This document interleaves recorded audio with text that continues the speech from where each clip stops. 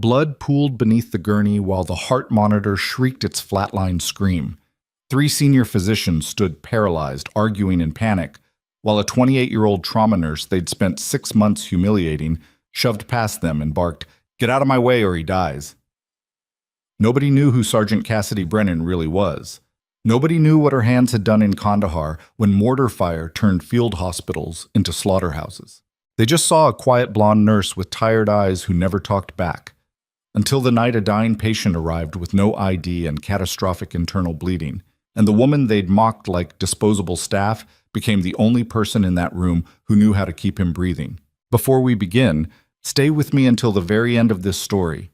Drop a like, leave a comment telling me what city you're watching from, so I can see just how far this story travels. Now let's go back to where it all started. Cassidy Brennan's first shift at Mercy Ridge Medical Center in Columbus started with Dr. Marcus Holloway calling her Sweetie in front of 12 residents. "Sweetie, we don't need combat field tricks here," he said, smiling like he'd just given her career advice. "This is real medicine." The residents laughed. Cassidy didn't. She stood in her navy scrubs with her blonde hair pulled back tight, her posture so straight it made people uncomfortable. Her blue eyes stayed flat and unreadable. She'd learned that look overseas, the one that said nothing, revealed nothing, promised nothing. "Understood, doctor," she said quietly. Holloway patted her shoulder like she was a child. "Good.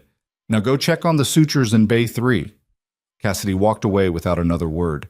Behind her, one of the residents muttered something about military wannabes, and the group erupted in laughter again. She didn't turn around. That was February. By August, the bullying had become systematic. Dr. Holloway ran the emergency department like a kingdom, and he'd decided from day one that Cassidy was a threat. Not because she was incompetent, because she was too competent.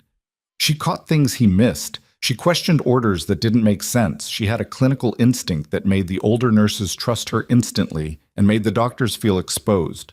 So Holloway made her pay for it. He blocked her from trauma cases. He reassigned her to intake and paperwork. He publicly corrected her during rounds even when she was right, then privately changed the orders to match what she'd suggested. He made sure everyone knew she was just a nurse, nothing more. The worst part wasn't the humiliation. It was watching patients suffer because of his ego. One night in late July, a 52-year-old construction worker came in complaining of back pain after a fall. The attending physician ordered x-rays and sent him home with muscle relaxers. Cassidy pulled the doctor aside in the hallway. "His pupils are uneven," she said quietly, "and he's got Battle's sign behind his left ear. We should get a CT." The doctor, a second-year resident named Palmer, waved her off. "It's a bruise. He fell on his back, not his head." "He doesn't remember falling," Cassidy pressed. "That's a red flag." Palmer's face hardened. "Are you a doctor now?" "No, but I've seen enough head trauma to—" "Then stay in your lane." The man was discharged 20 minutes later. He collapsed in the parking lot before he reached his truck. By the time they got him back inside, the brain bleed had already caused irreversible damage. He died 3 hours later in the ICU. Cassidy sat in the break room afterward, staring at her hands. Nobody said anything to her. Nobody apologized. Palmer filed an incident report that blamed delayed triage response times. Dr. Holloway signed off on it without question. The case was closed before the family even got the autopsy results. Cassidy stopped trying to speak up after that, not because she didn't care, because she'd learned the hard way that some battles can't be won from the bottom. But she kept watching, she kept learning, and she kept her hands ready for the day someone would finally need them. Woke. The breaking point came on a Wednesday in mid-October. Cassidy was restocking trauma bays when Dr. Holloway walked in with his usual entourage of residents. He was in the middle of some lecture about chest tube placement, gesturing dramatically like he was performing for an audience. "The key is confidence," he said. "Patients can smell hesitation. You need to project authority." One of the residents noticed Cassidy and smirked. "Maybe Nurse Brennan can show us her field medic version," he said. The group laughed. Holloway grinned. "I'm sure it involves duct tape and prayer." More laughter. Cassidy kept organizing supplies, her face expressionless. Holloway stepped closer. "You know what your problem is, Brennan," he said. "You think trauma care is about speed, but real medicine is about precision. That's why you'll always be holding retractors while people like me make the actual decisions." Cassidy turned slowly. Her voice came out quiet and even. Is that what you told the Hendricks family? The room went silent. Holloway's smile disappeared. Excuse me? James Hendricks, Cassidy said. The construction worker with the subdural hematoma you missed in July. I told Dr. Palmer to order a CT scan. You signed off on the discharge. Holloway's face turned red. That case was reviewed and cleared. By you. Watch yourself, Brennan. Cassidy held his stare. I am watching, she said quietly. That's the problem. For a long moment, nobody moved. Then Holloway stepped forward until he was inches from her face. You're done here, he said, his voice shaking with rage. I'm recommending your immediate termination for insubordination and creating a hostile work environment. Cassidy didn't blink. Do what you need to do, Doctor. Holloway stormed out with his residents trailing behind him like ducklings. The moment the door closed, one of the older nurses, a woman named Rita, who'd worked at Mercy Ridge for 20 years, put a hand on Cassidy's shoulder. You shouldn't have said that, Rita whispered. I know. He's going to bury you. I know. Rita squeezed her shoulder gently. For what it's worth, you were right about Hendricks. Cassidy nodded but didn't say anything. She'd been right about a lot of things. It never mattered. The termination hearing was scheduled for the following Monday. Cassidy spent the weekend in her apartment, staring at the discharge papers from her Army service that she kept in a drawer. Honorable discharge after 6 years attached to Ranger medevac units in Afghanistan. 3 commendations for valor under fire. A medical record that included shrapnel scars and a psych evaluation that cleared her for civilian work but noted difficulty adjusting to hierarchical conflict. She almost laughed at that last part. Hierarchical conflict. That was one way to describe working under a man who valued ego over evidence. On Monday morning, she walked into the hospital expecting to be escorted out by security. Instead, she found chaos. The emergency department was completely overrun. Every bed full, every hallway packed with gurneys, every nurse moving at a dead sprint. The waiting room looked like a disaster film. People holding bloody towels to their heads, parents cradling injured children, a man slumped in a wheelchair with an obviously broken leg. Rita grabbed Cassidy the moment she walked in. Thank God you're here, she gasped.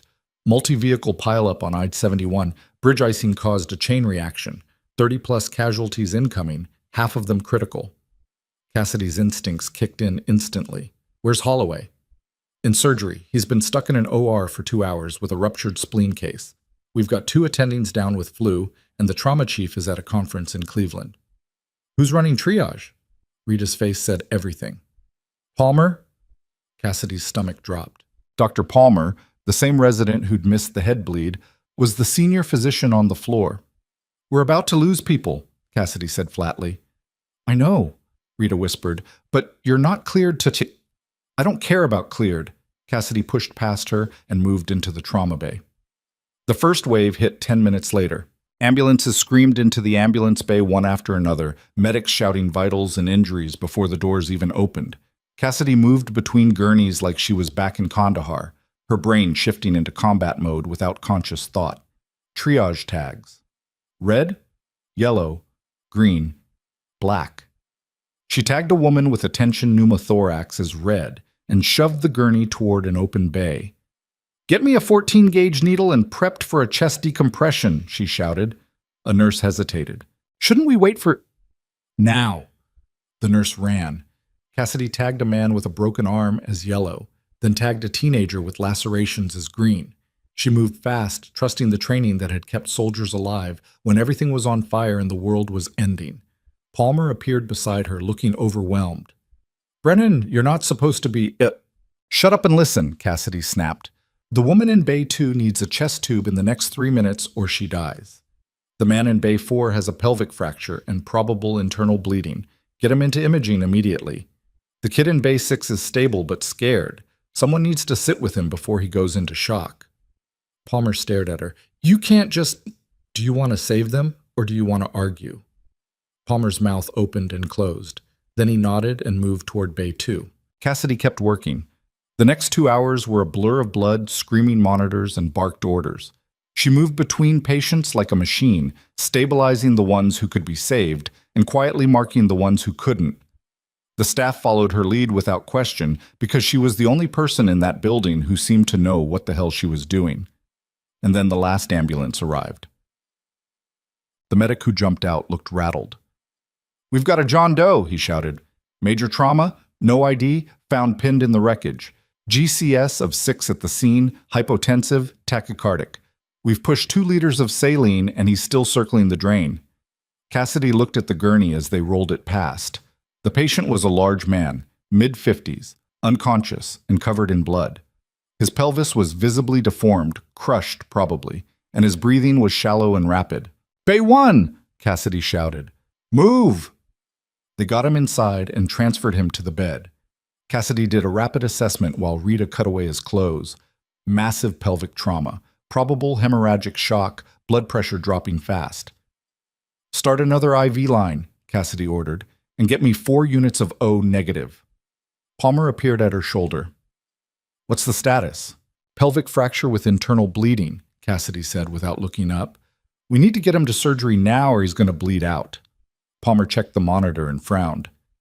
"BP's at 80/50. He's stable enough for imaging first." Cassidy's head snapped up. "He's not stable. He's compensating. The second his body gives up, he's gone. We need to know what we're dealing with before we cut him open. We know what we're dealing with. He's bleeding internally and we're running out of time." Palmer's jaw tightened. "I'm the attending physician, Brennan. We're getting a CT scan." Cassidy stared at him for one long, cold moment. Then she stepped back. "Fine. Your call, doctor." They wheeled the patient toward imaging. Cassidy stood in the trauma bay, her hands shaking slightly, not from fear, but from rage. She'd seen this before. In Kandahar, hesitation killed people. Every second spent debating was a second the patient didn't have. Rita touched her arm gently. "You did what you could," she whispered. Cassidy didn't answer. Mota. The patient coded in the CT scanner. Flatline alarm, full arrest, chaos. They rushed him back to the trauma bay and started CPR, but Cassidy knew it was already too late. His heart had stopped because his blood volume had dropped below critical levels. Chest compressions wouldn't fix that. He needed surgery. He needed it 10 minutes ago. Palmer stood at the head of the bed, barking orders that made no sense. "Push epi! Charge to 200. They shocked him. Nothing. Again. They shocked him again. Still nothing. The monitor kept screaming. Cassidy stood near the wall, watching the scene unfold with a terrible sense of déjà vu. She'd watched good men die because officers made bad calls. She wasn't going to watch it happen again. "He's bleeding out," Cassidy said loudly. Palmer ignored her. "Push another round of epi." "He doesn't need epinephrine," Cassidy said, stepping forward. "He needs blood flow restored to his core." "Stay back, Brennan." Cassidy moved closer. "He's in hemorrhagic shock. CPR won't save him. You need to control the bleeding or he's dead." Palmer spun toward her, his face red. "Get out of this room. Listen to me. Security." 2 security guards appeared at the door. Palmer pointed at Cassidy. "Remove her. Now." The guards hesitated, looking at Cassidy. She looked back at the dying man on the gurney, at the monitor shrieking its endless flatline, at Palmer, who was so deep in panic he couldn't see the obvious solution. Then she looked at Rita. Rita's eyes were filled with helpless frustration, and Cassidy made a choice. She stepped forward, shoving past Palmer. "What are you—" "Get out of my way!" Her voice was cold, flat, absolute. It was the voice she'd used in combat zones when there was no time for debate. Palmer grabbed her arm. "You're done, Brennan. You're, Cassidy twisted out of his grip and slammed him backward with one sharp shove. He stumbled into the wall, shocked. The entire room went silent. Cassidy turned to Rita. "Get me a Reboa kit." Rita stared at her. "Cassidy, you can't—" "Now, Rita." Rita hesitated for one more second. Then she ran. Palmer struggled back to his feet, furious. "You just assaulted a physician. You're going to jail." Cassidy ignored him completely. She moved to the patient's side and felt for the femoral artery. Rita returned with the kit, a resuscitative endovascular balloon occlusion device, military-grade trauma equipment that most civilian hospitals didn't even stock. Cassidy opened it and prepped the catheter. "You don't have authorization," Palmer shouted. Cassidy made the incision in the patient's groin. He'll be dead before I get authorization. She threaded the catheter upward with absolute precision, relying purely on muscle memory and battlefield instinct.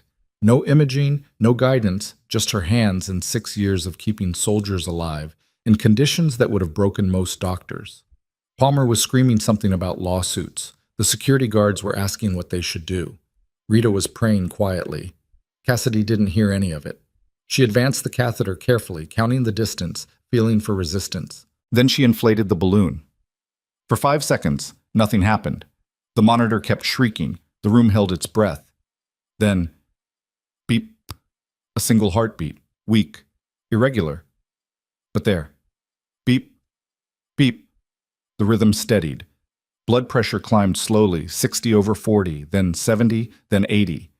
The patient wasn't out of danger, but he was alive. Palmer stood frozen, staring at the monitor like he couldn't process what he was seeing. Rita exhaled a sob of relief. And then the trauma bay doors exploded open. Military police stormed inside, armed and wearing tactical gear. Behind them came federal agents in dark suits, followed by hospital security looking completely confused. And behind all of them walked a man in a crisp army uniform with stars on his shoulders. Brigadier General David Carr. The entire emergency department went silent. General Carr's eyes swept the room with cold authority, then locked onto the patient on the gurney. His expression shifted: shock, recognition, fear. He crossed the room in 3 strides. "Colonel Ashford," he said quietly. Nobody answered. The general turned toward Palmer, who performed the REBOA insertion. Palmer's mouth opened, but no sound came out. Rita stepped forward. "Nurse Brennan, sir." The general's head turned slowly. His eyes found Cassidy standing near the gurney, still holding the catheter kit, her hands covered in blood. For a long moment, he just stared at her. Then his expression changed completely. "Sergeant Brennan?" The room seemed to tilt. Cassidy met his eyes and said nothing. General Carr stepped closer, his voice dropping to something quieter, almost disbelieving. "You were with the 75th Ranger Medevac Unit, Kandahar Province, 2019. Cassidy's jaw tightened. "Yes, sir." The general looked at the patient, then back at Cassidy. "You just saved Colonel Nathan Ashford's life." Palmer finally found his voice. "She assaulted me. She performed an unauthorized procedure. The general turned toward him with a look that could have melted steel. "Shut your mouth, doctor." Palmer went silent instantly. General Carr gestured toward the military police. "Secure this room. Nobody in or out until we get the colonel stabilized and transported." The MPs moved into position. The general turned back to Cassidy. Colonel Ashford was transporting classified intelligence when his convoy was ambushed on I-71. The accident wasn't an accident. Someone tried to kill him. The words hung in the air like a bomb. Rita gasped. Palmer looked like he might pass out. Cassidy just nodded slowly, her face expressionless. "He'll need emergency surgery," she said quietly. "The balloon bought him time, but it's not a permanent solution." "How much time?" 4 hours, maybe 6 if we're lucky. The general pulled out his phone and made a call. "Get me a medevac chopper and a trauma team. We're moving the colonel to Walter Reed within the hour." He hung up and looked at Cassidy again. "You need to brief the surgical team on what you did. They'll need a full report." Cassidy started to answer, but Palmer interrupted. "She's not qualified to—" "She kept him alive when you couldn't," the general snapped. "That makes her the most qualified person in this building." Palmer's face turned red, but he didn't say another word. General Carr stepped closer to Cassidy and lowered his voice. "The last time I saw you, you were pulling wounded Rangers out of a kill zone under mortar fire. You earned a Bronze Star and turned down officer training because you wanted to stay with your unit." Cassidy's eyes stayed flat. "That was a long time ago, sir." "Not long enough to forget how to save lives." Cassidy didn't answer. The general studied her face for another moment, then nodded slowly. "We'll debrief after the colonel's stable. For now, you stay close. If he crashes again before we can move him, you're the only one I trust to bring him back." He walked away to coordinate the evacuation. Rita grabbed Cassidy's arm, her eyes wide. "You never told me," she whispered. Cassidy pulled off her gloves and dropped them in the biohazard bin. "Nobody asked." Across the room, Palmer stood frozen, staring at her like he was seeing her for the first time. Security guards who'd been about to drag her out now stood aside automatically, and Dr. Marcus Holloway, who'd just arrived from surgery, stood in the doorway, his face pale and stunned as he processed what had just happened. The woman he'd spent 6 months humiliating had just performed a military-grade battlefield procedure in his emergency department, in front of a general, to save the life of a classified intelligence officer. And suddenly, everyone who'd ever mocked her realized they'd been laughing at someone who'd probably saved more lives under fire than they'd see in their entire careers. Cassidy ignored all of them. She washed the blood off her hands and checked the patient's vitals one more time. Colonel Ashford's heart was still beating. That was all that mattered. But as Cassidy stood there in the silent trauma bay, surrounded by soldiers and federal agents and stunned hospital staff, she felt something shift in the air around her. Something that had been coiled tight inside her for 6 months. Something that tasted like justice.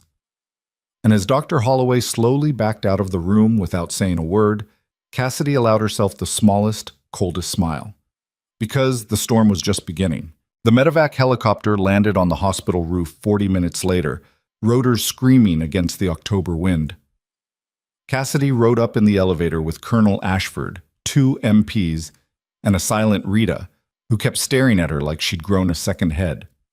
The surgical team from Walter Reed was already waiting when the doors opened.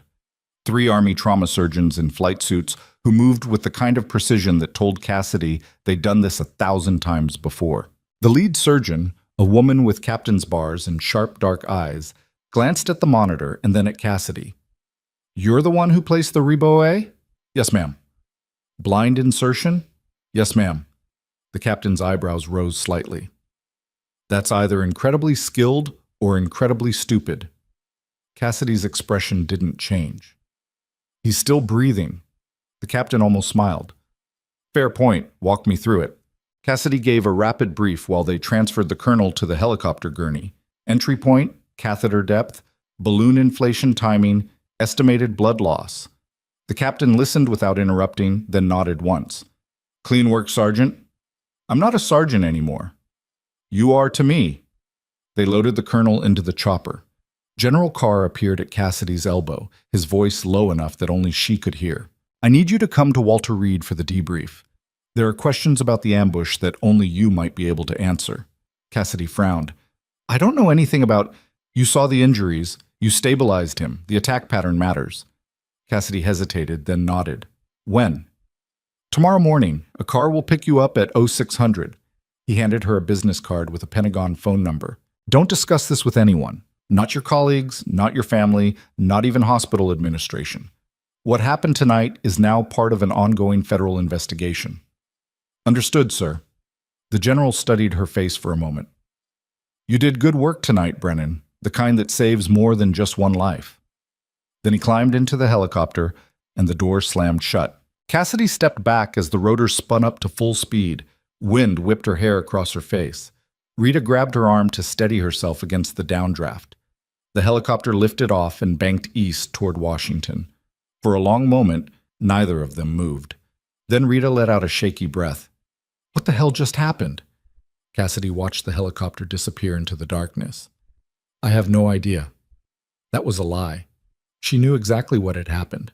The carefully constructed wall she'd built between her military past and her civilian present had just collapsed in front of everyone. And now she'd have to deal with the fallout. They rode the elevator back down in silence. When the doors opened on the emergency department floor, Cassidy could feel the change immediately. Staff members stopped talking when she walked past. Residents stared openly. Even the attending physicians who usually ignored her completely now tracked her movements with wary expressions. Dr. Palmer stood near the nurses' station, his face pale and tight. Dr. Holloway was nowhere to be seen. Rita walked Cassidy to the break room and closed the door behind them. "Sit," she said firmly. Cassidy sat. Rita poured 2 cups of terrible break room coffee and handed one to Cassidy. "Talk." "There's nothing to talk about." "Bullshit. You just performed emergency battlefield surgery in front of a general who clearly knows you. That patient was a colonel carrying classified intel. Someone tried to kill him, and now you're being debriefed by the Pentagon." Rita's voice was steady but intense. "So talk." Cassidy wrapped her hands around the coffee cup. I was attached to a Ranger medevac unit in Afghanistan from 2017 to 2020. We provided trauma support for special operations missions, high-risk extractions, casualty evacuations under fire, emergency field surgery when transport wasn't possible. She paused. I was good at it. How good? Good enough that they wanted me to go officer track and train other medics. I turned it down. Why? Because I didn't want to teach. I wanted to save people. Rita sat down across from her. And tonight I saved someone. By breaking about 15 hospital protocols and assaulting a physician. Cassidy looked up, meeting Rita's eyes directly. Would you have let him die? Rita held her gaze for a long moment. Then she sighed. No, I wouldn't have. She took a sip of coffee. But you know Holloway's going to crucify you for this, right? Palmer's already filing an incident report. Security has statements from half a dozen witnesses. You pushed a doctor, performed an unauthorized procedure, and ignored a direct order from the attending physician. I know. You could lose your license. I know. So why did you do it? Cassidy stared down at her coffee. Because I'm tired of watching people die while doctors argue about who has authority. The words came out flat and cold, but Rita heard the anger underneath. That Hendricks case really got to you. All of them get to me, Cassidy said quietly. Every patient Holloway's ego puts at risk. Every call Palmer misses because he's too proud to listen. Every time someone suffers because this place values hierarchy over competence. She looked up. I didn't come back from Kandahar to watch people die for stupid reasons. Rita was quiet for a moment. What was it like over there? Cassidy's jaw tightened. Loud, bloody, honest. Honest? When mortars are falling, nobody cares about rank. They care about who can stop the bleeding. Cassidy's voice went distant. There's no room for ego when you're holding someone's intestines inside their body while they scream.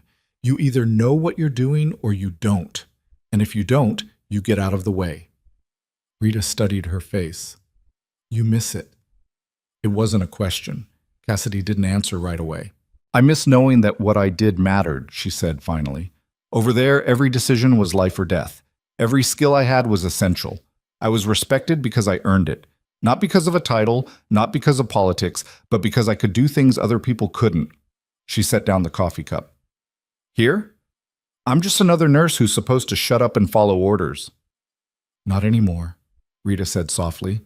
Cassidy looked at her. What do you mean? You think anyone in this hospital is going to see you the same way after tonight? You just pulled off a procedure most of our doctors don't even know exists. In front of military brass, to save a classified intelligence officer. Rita leaned forward. Holloway can file all the complaints he wants. You're untouchable now. Cassidy shook her head. You don't know how these things work. The military doesn't protect people like me. They use us and then move on. Maybe. But that general looked at you like you were the only person in that room he could trust. Before Cassidy could respond, the break room door opened. A woman in a crisp gray suit stepped inside. Late 30s, dark hair pulled back, eyes that missed nothing. She had federal agent written all over her. Cassidy Brennan? Cassidy stood slowly. Yes. The woman held up credentials. Special Agent Lauren Vega, FBI. I need to ask you some questions about the patient you treated tonight. Rita started to stand. She's already been debriefed by... This is a separate matter, Agent Vega said, her tone polite but firm.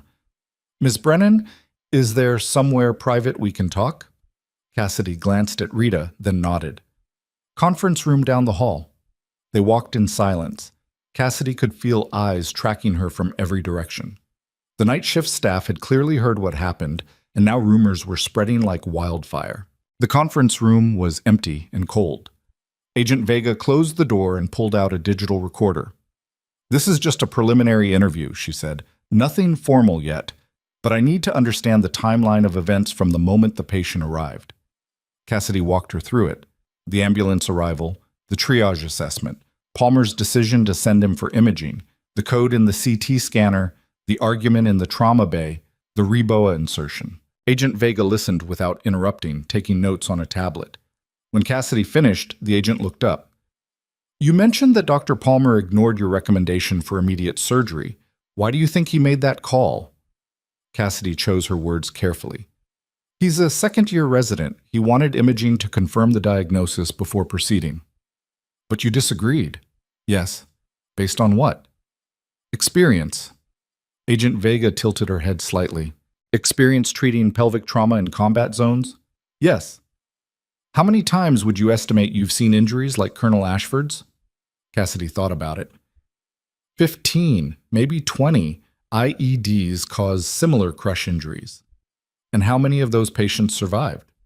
All of them. Agent Vega's eyebrows rose. All of them? The ones who made it to me alive, Cassidy clarified. Once they were in my hands, I didn't lose them. The agent studied her for a long moment. That's an impressive record. Cassidy said nothing. Agent Vega tapped her tablet screen. I've reviewed your military file. Bronze Star with Valor device. 3 letters of commendation. Qualified in advanced trauma life support, tactical combat casualty care, and forward surgical team operations. She looked up. Why did you leave? I served my time. Most people with your skill set re-enlist or go contractor. Those jobs pay 6 figures. I didn't join for money? Then why did you join? Cassidy's expression hardened. Is that relevant to your investigation? Agent Vega held her gaze, then nodded slowly. Fair enough. She closed the tablet. One more question. When you examined Colonel Ashford, did you notice anything unusual?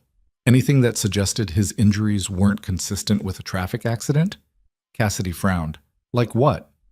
You tell me. You've seen enough trauma to know the difference between accident patterns and deliberate harm. Cassidy thought back to those frantic minutes in the trauma bay. His pelvic fracture was severe but localized, consistent with a lateral compression injury, something heavy hitting him from the side. She paused. But there were no other significant external injuries. No head trauma, no chest wall damage, no defensive wounds. For a multi-vehicle pileup, that's unusual. Why? Because in a chain reaction accident, you'd expect more distributed trauma. He should have been banged up all over. Airbag burns, dashboard impact, whiplash at minimum. But his injuries were focused on the pelvis and lower abdomen. Cassidy met Agent Vega's eyes. It's more consistent with a targeted strike. The agent's expression didn't change, but something flickered in her eyes. Targeted how? Something that crushed his vehicle from the side. Precisely. Not random impact from other cars spinning out. Agent Vega was quiet for a moment. Then she stood up. Thank you, Ms. Brennan. That's very helpful. What's this really about? The agent paused at the door. The accident on I-71 wasn't an accident. Someone engineered that pileup to kill Colonel Ashford. They knew his route, they knew his timeline, and they knew exactly where to hit him. She looked back at Cassidy. If you hadn't been here tonight, they would have succeeded. The words hung in the air like a verdict. Agent Vega opened the door. You'll be contacted about additional interviews. In the meantime, don't discuss this with anyone outside official channels. Then she was gone. Cassidy stood alone in the empty conference room, her mind racing. Someone had tried to kill a military intelligence officer on American soil, and she'd accidentally gotten in their way. The door opened again. This time it was Rita, her face tight with worry. Holloway wants to see you in his office. Now. Cassidy's stomach sank. Here we go. They walked through the emergency department together. The overnight shift was in full swing now. New patients, new crises, the normal chaos of a busy urban hospital. But everywhere Cassidy looked, staff members stopped what they were doing to watch her pass. Some faces showed respect. Others showed fear. Most just looked confused. Dr. Holloway's office was on the administrative wing, away from the noise and blood of the ER. The door was closed. Rita squeezed Cassidy's shoulder once, then walked away. Cassidy knocked. Come in. She opened the door. Dr. Marcus Holloway sat behind his desk, his face drawn and exhausted. He'd changed out of his surgical scrubs into street clothes, jeans and a button-down shirt that made him look older and more human than usual. For the first time since Cassidy had met him, he didn't look like a man in complete control. He gestured to the chair across from him. Sit. Cassidy sat. For a long moment, neither of them spoke. Then Holloway leaned back in his chair and rubbed his face with both hands. I don't even know where to start with tonight. Cassidy waited. Dr. Palmer filed a formal complaint alleging that you physically assaulted him, ignored his direct orders, and performed an unauthorized medical procedure without consent or supervision. Holloway looked at her. Security has witness statements confirming all of it. I know. You could lose your license. You could face criminal charges. You could... He stopped himself. Do you understand the position you've put me in? Cassidy's voice came out quiet and even. Do you understand that Colonel Ashford would be dead right now if I'd followed protocol? Holloway's jaw tightened. That's not the point. That's exactly the point. No, Brennan. The point is that we have rules and procedures for a reason. You can't just decide to ignore them whenever you feel like it. Even when following them kills people? Holloway slammed his hand on the desk. Don't you dare lecture me about patient outcomes. I've been practicing medicine for 20 years. Then start acting like it. The words came out before Cassidy could stop them. Holloway went very still. What did you just say? Cassidy leaned forward. You heard me. You've spent 6 months undermining me, humiliating me, and blocking me from doing my job because you felt threatened by a nurse who actually knows what she's doing. You signed off on bad calls because you were too proud to listen. You let James Hendricks die because you couldn't admit that someone lower in the hierarchy might be right. Her voice stayed level but cold. Her voice. So don't sit there and tell me about rules and procedures when you've been breaking the most important rule of all. Do no harm. Holloway's face turned red. Get out. Gladly. Cassidy stood up and headed for the door. You're suspended pending investigation, Holloway said behind her. Effective immediately. Security will escort you out of the building. Cassidy stopped with her hand on the doorknob. She turned back slowly. You know what's funny? I came to this hospital because I thought civilian medicine would be easier. Less pressure, fewer life or death moments, a chance to help people without watching them die in my hands. She met his eyes. But you've made this place more toxic than a combat zone. At least in Afghanistan, people had the decency to be honest about wanting to kill you. She opened the door. Brennan. She paused. Holloway's voice was quieter now, almost uncertain.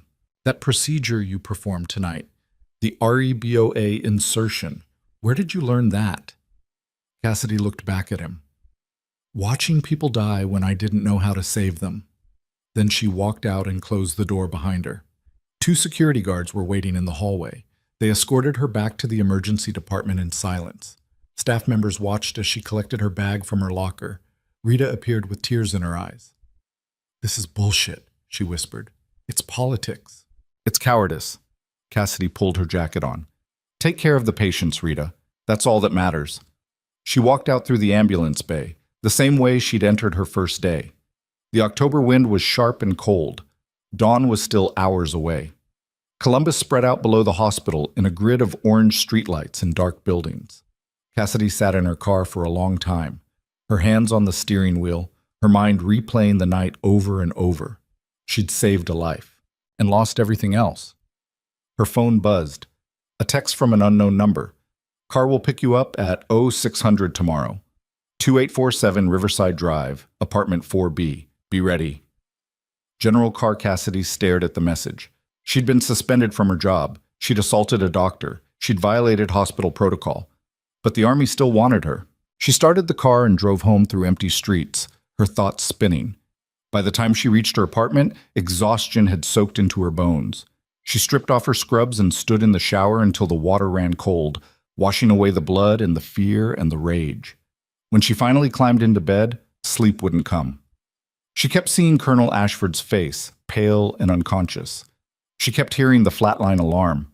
She kept feeling that moment when her hands had moved on instinct, muscle memory taking over, years of training compressed into seconds of absolute clarity. That was the feeling she'd been missing. Purpose. Her phone buzzed again. Another text, this time from Rita. Holloway just got called into an emergency board meeting. Something's happening.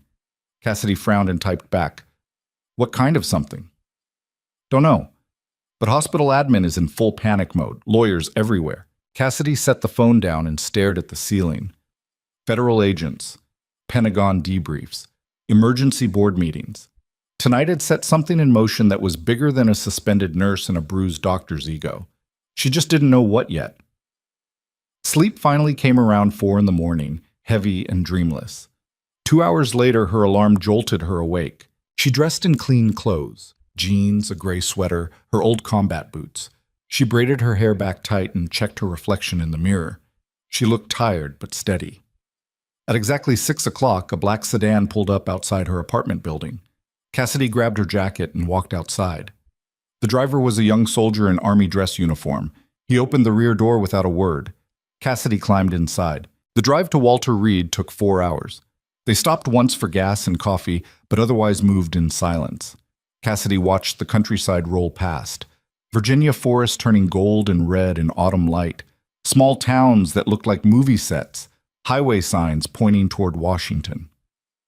They arrived at the medical center just before 10 o'clock. Walter Reed was enormous, a sprawling complex of modern buildings and security checkpoints. The driver showed credentials at 3 different gates before finally pulling up to a nondescript administrative building. General Carr was waiting outside, still in uniform, looking like he hadn't slept. He opened Cassidy's door himself. "Thank you for coming." "Did I have a choice?" The general almost smiled. "Not really." He led her inside and through a maze of corridors. Soldiers and medical staff moved past with practiced efficiency. Everything was clean, organized, and intimidating. They entered a secure briefing room. 3 other people were already inside. The captain from last night's medevac, Agent Vega, and a man in a suit who introduced himself as Deputy Director Carson from the DoD Inspector General's office. General Carr closed the door. "Ms. Brennan, what we're about to discuss is classified. You'll need to sign a non-disclosure agreement before we proceed." He slid a document across the table. Cassidy read it quickly. Standard NDA language, penalties for disclosure, ongoing security obligations, acknowledgement of federal jurisdiction. She signed it. Deputy Director Carson opened a folder and pulled out several photographs. He laid them on the table in front of Cassidy. "Do you recognize this man?" The photo showed Colonel Ashford in dress uniform, younger and healthier. "That's the patient from last night, Colonel Nathan Ashford, Defense Intelligence Agency. He was returning from a classified meeting in Cleveland when his convoy was attacked." Carson pulled out another photo. Wreckage from the highway pileup. Someone used a stolen dump truck to engineer a multi-vehicle collision at a specific location on I-71. 14 other people were injured. 2 died. But the target was always Colonel Ashford. Cassidy studied the photos. Why? Because he was carrying intelligence about a security breach at Fort Meade. Someone inside our own defense infrastructure has been leaking operational data to foreign actors. Colonel Ashford had identified the source. He was on his way to present evidence when the attack happened. The weight of those words settled over the room. Agent Vega leaned forward. "We believe the leak is someone with access to military medical records and personnel files. Someone who would know when and where the colonel was traveling." Cassidy's stomach dropped. "You think the leak is at Mercy Ridge?" "We think it's possible," Carson said carefully. "The timing is too precise. The attack happened less than 6 miles from your hospital, and the decision to route the colonel there instead of a larger trauma center was made by someone monitoring emergency scanner traffic." General Carr spoke quietly. "If you hadn't been there last night, the colonel would have died before we could extract him, and the investigation would have died with him." Cassidy looked at each of them in turn. "What do you need from me?" Carson pulled out another document. "Your suspension from Mercy Ridge gives us an opportunity. We want you to go back as a consultant, officially reviewing trauma protocols following last night's incident. Unofficially, you'll be helping us identify who has access to the systems we believe were compromised. You want me to spy on my own hospital. We want you to help us catch a traitor who's responsible for multiple deaths and ongoing threats to national security." Cassidy sat back, her mind racing. "What if I say no?" "Then we pursue other avenues," Carson said. "But it will take longer, and more people may die." General Carr caught her eye. "I wouldn't ask this if I didn't think you were the right person, Brennan. You have the medical knowledge, the security background, and the access. And after last night, you have something else." "What's that?" "Everyone at that hospital underestimated you once. They won't make that mistake again, which means they'll be watching you. And people who are being watched make mistakes." Cassidy looked down at the photos on the table. Colonel Ashford, the wreckage, the body bags. All because someone had decided their paycheck was worth more than lives. She'd spent 6 months being treated like she didn't matter. Now they wanted her to go back and prove them all wrong. "When do I start?" Carson smiled slightly. Hospital administration is expecting you tomorrow morning at 0800. Your suspension has been lifted pending federal review. Dr. Holloway will be informed that you're operating under DOD oversight. He's going to love that. He doesn't have to love it, General Carr said. He just has to stay out of your way. They spent the next 2 hours going over protocols, communication procedures, and threat indicators. Agent Vega gave Cassidy a secure phone. Carson provided a list of personnel to observe. General Carr walked her through what Colonel Ashford had been investigating before the attack. By the time they finished, Cassidy's head was spinning. The driver took her back to Columbus in silence. She sat in the back seat watching the landscape scroll past, thinking about everything that had happened in the last 24 hours. She'd saved a life, lost her job, gained it back, and now she was working for federal investigators hunting a traitor in her own hospital. The soldier who'd left the military to escape the weight of life and death decisions had just been pulled right back in. Her phone buzzed. A text from Rita. Emergency staff meeting tomorrow morning. Mandatory attendance. Holloway looks like he's about to have a stroke. Cassidy smiled grimly. I'll be there. The driver dropped her off just after sunset. She climbed the stairs to her apartment slowly, exhaustion dragging at every step. Inside, she dropped her bag and collapsed onto the couch. Her secure phone buzzed. A message from an encrypted number. Colonel Ashford stabilized post-surgery. Prognosis good. You saved his life. V. Agent Vega. Cassidy stared at the message for a long time. Then another text came through. This one from an unknown number with a Columbus area code. I know what you did, and I know who you really are. Stay out of this or you'll regret it. Cassidy's blood went cold. She screenshotted the message and forwarded it to Agent Vega immediately. The response came back within seconds. Don't reply. Don't delete. We're tracing it now. Stay alert. Cassidy locked her apartment door and checked every window. Someone at Mercy Ridge knew she was more than just a nurse, and now they knew she was a threat. She didn't sleep that night. Cassidy sat on her couch with every light in the apartment blazing, the secure phone within arm's reach, and her old service knife from Afghanistan lying on the coffee table. The threat message glowed on her regular phone screen like a curse. I know what you did, and I know who you really are. Someone at Mercy Ridge had been watching her long before tonight. Someone who knew she wasn't just another nurse. Someone who understood that she'd just become a problem. Her phone buzzed at 3 a.m. Agent Vega. Trace came back to a burner phone. Activated yesterday, used once, already destroyed. Whoever sent it knows tradecraft. Cassidy typed back with numb fingers. So we have nothing. We have confirmation that someone's rattled. That's something. Stay sharp tomorrow. Dawn came too fast. Cassidy showered, dressed in clean scrubs, and drove to Mercy Ridge through morning traffic that felt surreal in its normalcy. Soccer moms in minivans, commuters sipping coffee, the world moving forward like nothing had changed. But everything had changed. She parked in the staff lot and sat in her car for 5 minutes, studying the building. The emergency department looked exactly the same concrete facade, same ambulance bay, same glass doors she'd walked through 100 times. Except now she was walking in as bait. Rita was waiting just inside the entrance, her face pale and worried. Thank God, she breathed. I thought they'd actually keep you out. Change of plans. What kind of change? Cassidy glanced around. Staff members were streaming past toward the conference room on the second floor. Later, what's this meeting about? Holloway called it an hour ago. Mandatory for all ER staff. Rita's voice dropped. Security's been in his office all morning. Something big is happening. They joined the flow of people heading upstairs.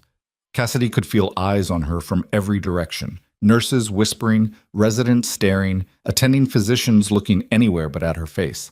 The woman who'd been invisible for 6 months was suddenly the only person anyone could see. The conference room was packed. Every chair filled, people standing along the walls. Dr. Holloway stood at the front beside 2 men in hospital administration suits and a woman Cassidy recognized as the legal counsel. Palmer sat in the front row, looking like he'd been awake for 3 days straight. Holloway's eyes found Cassidy the moment she entered. Something flickered across his face. Anger, fear, maybe both, before he turned away.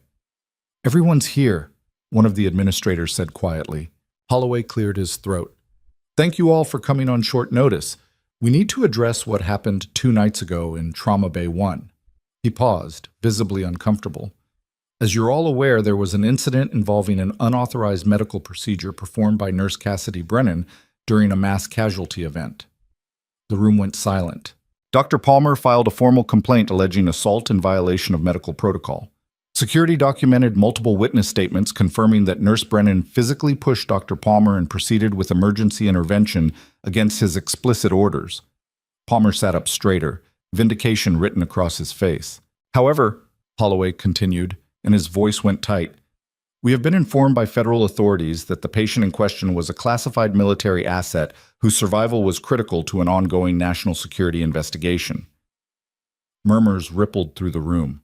Furthermore, military medical consultants have reviewed Nurse Brennan's intervention and determined that her actions were consistent with advanced battlefield trauma protocols and directly responsible for preserving the patient's life. Holloway looked like he was chewing glass. As a result, the hospital administration has decided not to pursue disciplinary action at this time. Palmer shot to his feet. That's insane! She assaulted me! The legal counsel stepped forward. Dr. Palmer, this decision comes from the Department of Defense Inspector General's office. Mercy Ridge Medical Center is not in a position to override federal authority.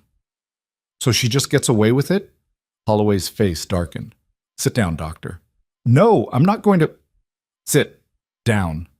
The command in Holloway's voice was absolute. Palmer sat, his face red with rage.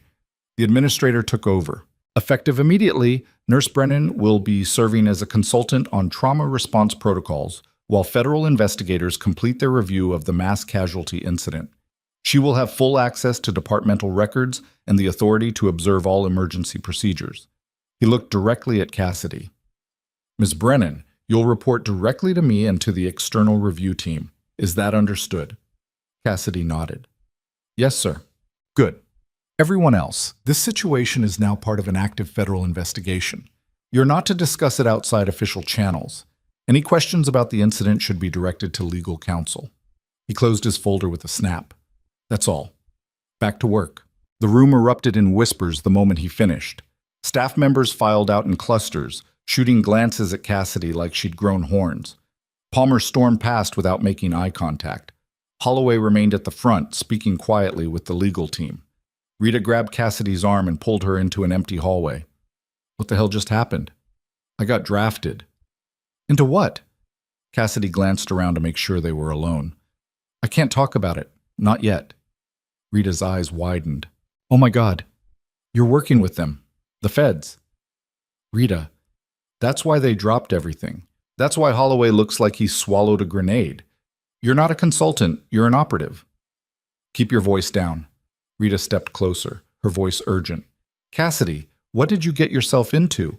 Nothing I didn't choose. That's not an answer. Cassidy met her eyes. Someone at this hospital tried to kill that patient. Someone with access to military intelligence and federal systems, and they threatened me last night. She pulled out her phone and showed Rita the message. Rita's face went pale. Jesus Christ. So yeah, I'm working with the feds because whoever's leaking information is still here, still watching, and if we don't stop them, more people are going to die. Rita stared at her for a long moment. Then she pulled Cassidy into a tight hug. You're either the bravest person I know or the stupidest. Probably both. Rita pulled back, her expression fierce. What do you need? Eyes and ears. If you see anything strange, anyone acting nervous, accessing files they shouldn't, asking questions about that night, tell me immediately. You think it's someone we know? I think it's someone with clearance to hospital systems and knowledge of emergency protocols. That's a short list. Rita's jaw tightened. I'll watch. They separated. Cassidy spent the rest of the morning in the administrative wing reviewing trauma logs and patient records.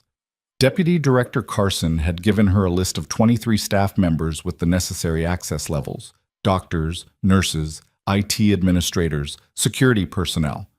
Her job was to find patterns, anomalies, anything that didn't fit. It was tedious work made worse by the fact that she could feel people watching her through every glass wall and open doorway. Around noon, her secure phone vibrated. A text from Agent Vega. Colonel Ashford regained consciousness. Asking to speak with you. Cassidy's heart jumped. When? Now, if possible, we can arrange secure video call. Cassidy glanced around the empty office she'd been assigned. No windows, thick walls, door that locked from the inside. Send the link. The call connected 90 seconds later. Colonel Nathan Ashford appeared on screen looking haggard but alive. He was sitting up in a hospital bed, IV lines running from both arms, monitors beeping quietly in the background. His face was pale and drawn, but his eyes were sharp and clear. "Ms. Brennan," he said, his voice rough but steady. "Colonel, how are you feeling?" "Like I got hit by a dump truck." He managed a thin smile. "Because I did. The surgeon said you'll make a full recovery. They also said I'd be dead if you hadn't stuck a balloon in my aorta." He studied her face through the camera. "General Carr told me about your background. Ranger Medevac in Kandahar." "Yes, sir." "Then you know what it means when someone saves your life under fire." Cassidy didn't know how to respond to that. Ashford's expression grew serious. "I need to tell you something. Something I couldn't tell the investigators because I don't know who to trust anymore." He paused. "The person who tried to kill me isn't just leaking intelligence. They're part of a network that's been compromising military medical facilities across 3 states. They use hospital systems to track high-value targets, coordinate attacks, and cover their tracks." Cassidy's blood went cold. "How long has this been happening?" "At least 2 years, maybe longer. We only caught it because a logistics officer noticed discrepancies in medevac routing data." Ashford leaned forward slightly, wincing. "The person at your hospital isn't just an informant. They're a node in a larger operation, and now that you've exposed yourself, they know you're a threat." "So that message wasn't just intimidation." "No, it was reconnaissance. They're trying to figure out what you know and who you're working with." He met her eyes. "You need to be careful, Ms. Brennan. These people don't make threats they don't intend to follow through on." "Then why warn me at all? Why not just act?" "Because killing a federal consultant under DoD protection would bring down heat they can't afford. The message was meant to make you back off voluntarily." He paused. "But if you don't back off, they'll find another way." Cassidy thought about her apartment, her car, the route she took to work every morning. "What do you want me to do?" "Find them before they disappear. The moment they realize the investigation is closing in, they'll burn their bridges and vanish, and the network will just recruit someone else." "Do you have any idea who it might be?" Ashford hesitated. "I have a name, but I don't have proof. And without proof, we can't move." He glanced off camera at something. "Agent Vega has the details. She'll brief you after this call." "Colonel, thank you, Ms. Brennan, for keeping me alive long enough to finish this." His voice was quiet but intense. "Now go finish it." The call disconnected. Cassidy sat in silence for a moment, her mind racing. Then her regular phone rang. Holloway's extension. She answered. "Brennan? My office. Now." The line went dead. Cassidy locked the secure phone in her bag and headed downstairs. Holloway's office door was closed. She knocked once and entered without waiting for permission. Holloway sat behind his desk looking 10 years older than he had that morning. The arrogance was gone, replaced by something that looked almost like fear. "Close the door," he said quietly. Cassidy closed it. "I want to know what's really going on," Holloway said. "And don't give me that consultant bullshit. The feds don't send investigators for protocol reviews." Cassidy stayed standing. "I can't discuss an ongoing investigation. This is my department, my hospital. I have a right to... You have a right to stay out of the way." Holloway's hands clenched on the desk. "For 6 months, I've run this emergency department. I've made the calls. I've taken the responsibility. I've dealt with the consequences. And now you waltz in here with federal backing and suddenly I'm supposed to just accept that? You should have accepted my medical judgment when it mattered. One case, Brennan. One patient. That doesn't erase 6 months of..." "James Hendricks," Cassidy interrupted. "Margaret Foster. David Kim. Ramon Juarez. Should I keep going?" Holloway went pale. "What are you talking about?" 4 patients you misdiagnosed or mistreated because you were too proud to listen to staff members who saw what you missed." Cassidy's voice stayed level, but cold. "Hendricks died. Foster lost kidney function. Kim had permanent nerve damage. Juarez developed sepsis from a missed infection. All preventable, all documented in incident reports you signed off on without investigation. Those were complex cases with..." Those were ego cases where you valued your authority over patient outcomes. Holloway stood up, his face red. You have no idea what it takes to run a department like this. The pressure, the impossible decisions, I've made life and death decisions while mortars were falling, Cassidy said flatly. Don't lecture me about pressure. They stared at each other across the desk. Finally, Holloway sat back down. What do you want from me? I want you to do your job. Take care of patients, run your department, and stay out of my investigation. And if I don't? Cassidy leaned forward, her voice dropping. Then I'll make sure every medical board in Ohio knows about the patients you've harmed through negligence and pride. Federal investigators love paper trails, Doctor, and you've left a long one. Holloway's face went from red to white. You're threatening me. I'm giving you a choice. Work with me or get buried by your own mistakes. For a long moment, neither of them moved. Then Holloway's shoulders sagged. What do you need? Access to the staff's scheduling system for the past 3 months, and personnel files for anyone who worked the night Colonel Ashford arrived. That's confidential information. Not anymore. DoD authorization supersedes hospital privacy policy. Holloway opened his computer and typed with sharp, angry keystrokes. A minute later, Cassidy's phone buzzed with an access notification. There. You have what you wanted. Cassidy turned to leave. Brennan. She paused at the door. I never wanted anyone to get hurt, Holloway said quietly. I was just trying to maintain order. Order without competence is just control, Cassidy said, and control without accountability is tyranny. She left him sitting in his office, looking smaller and older than she'd ever seen him. The rest of the day passed in a blur of data review and quiet observation. Cassidy moved through the emergency department like a ghost, watching staff interactions, noting who talked to whom, tracking patterns in shift changes and patient assignments. By evening, she'd narrowed the suspect list to 7 people. 3 nurses with system access and military backgrounds, 2 residents who'd rotated through multiple trauma centers, 1 IT administrator with unrestricted network privileges, and 1 security supervisor who'd been working at Mercy Ridge for 12 years. She was uploading her findings to the secure server when Rita appeared at her door, her face tight with worry. We have a problem. Cassidy looked up. What kind? Palmer's been asking questions about you, about the federal investigation, about Colonel Ashford. Rita's voice was low and urgent. He cornered one of the OR nurses and tried to get her to tell him what happened during the surgery. When she refused, he threatened to report her for protocol violations. Where is he now? Residence lounge, I think, but Cassidy... Rita hesitated. He's scared, really scared, and scared people do stupid things. Cassidy grabbed her phone and headed for the residence lounge. She found Palmer sitting alone, staring at his phone with hollow eyes. He looked up when she entered. Come to gloat? He said bitterly. Come to talk. I don't have anything to say to you. Cassidy sat down across from him. Then listen. You made a bad call the other night. It happens. But instead of learning from it, you're trying to deflect blame and dig up dirt to protect yourself.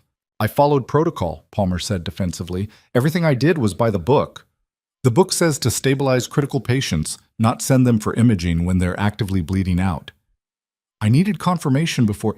You needed to trust your instincts, but you don't have any yet because you've spent more time kissing Holloway's ass than actually learning medicine. Palmer's face flushed. You don't know anything about... I know that every minute you spent arguing with me was a minute that patient was dying. I know that your ego almost cost him his life. And I know that you're more worried about your career than you are about the fact that you nearly killed someone. Palmer looked away. What do you want from me? I want you to stop asking questions about things that don't concern you. The federal investigation has nothing to do with your complaint or your career. It's about national security. And if you keep poking around, you're going to get hurt. Is that a threat? It's a warning from someone who's seen what happens when civilians stumble into military operations. Cassidy leaned forward. Go home, Palmer. Rest. Come back tomorrow and focus on being a better doctor, because right now you're in way over your head. She stood up and walked out, leaving him sitting in the empty lounge. Her phone buzzed as she reached the parking lot. Agent Vega, we have movement. One of your suspects just accessed Colonel Ashford's medical records from an off-site terminal. We're tracing the location now. Cassidy's heart rate spiked. Which suspect? Security supervisor. Michael Torres. 12-year employee, clean record, military background, Marine Corps intelligence specialist. Ring any bells? Cassidy pulled up Torres's file on her phone as she walked to her car. 43 years old, honorable discharge in 2012, hired at Mercy Ridge 6 months later. Perfect attendance, multiple commendations, promoted to night shift supervisor in 2019, and absolutely nothing suspicious in his entire employment record, which was exactly what made him perfect. Where's the terminal location? Coffee shop in Westerville. 12 miles from the hospital. Local PD is moving in now. Cassidy started her car. I'm going there. Negative. Stay at the hospital. If Torres is our target, he may have backup. We don't want to spook them. Cassidy ignored the message and pulled out of the parking lot. If Torres was the leak, he'd been operating under their noses for years. He knew hospital security inside and out. He had access to every system, every camera, every entry point.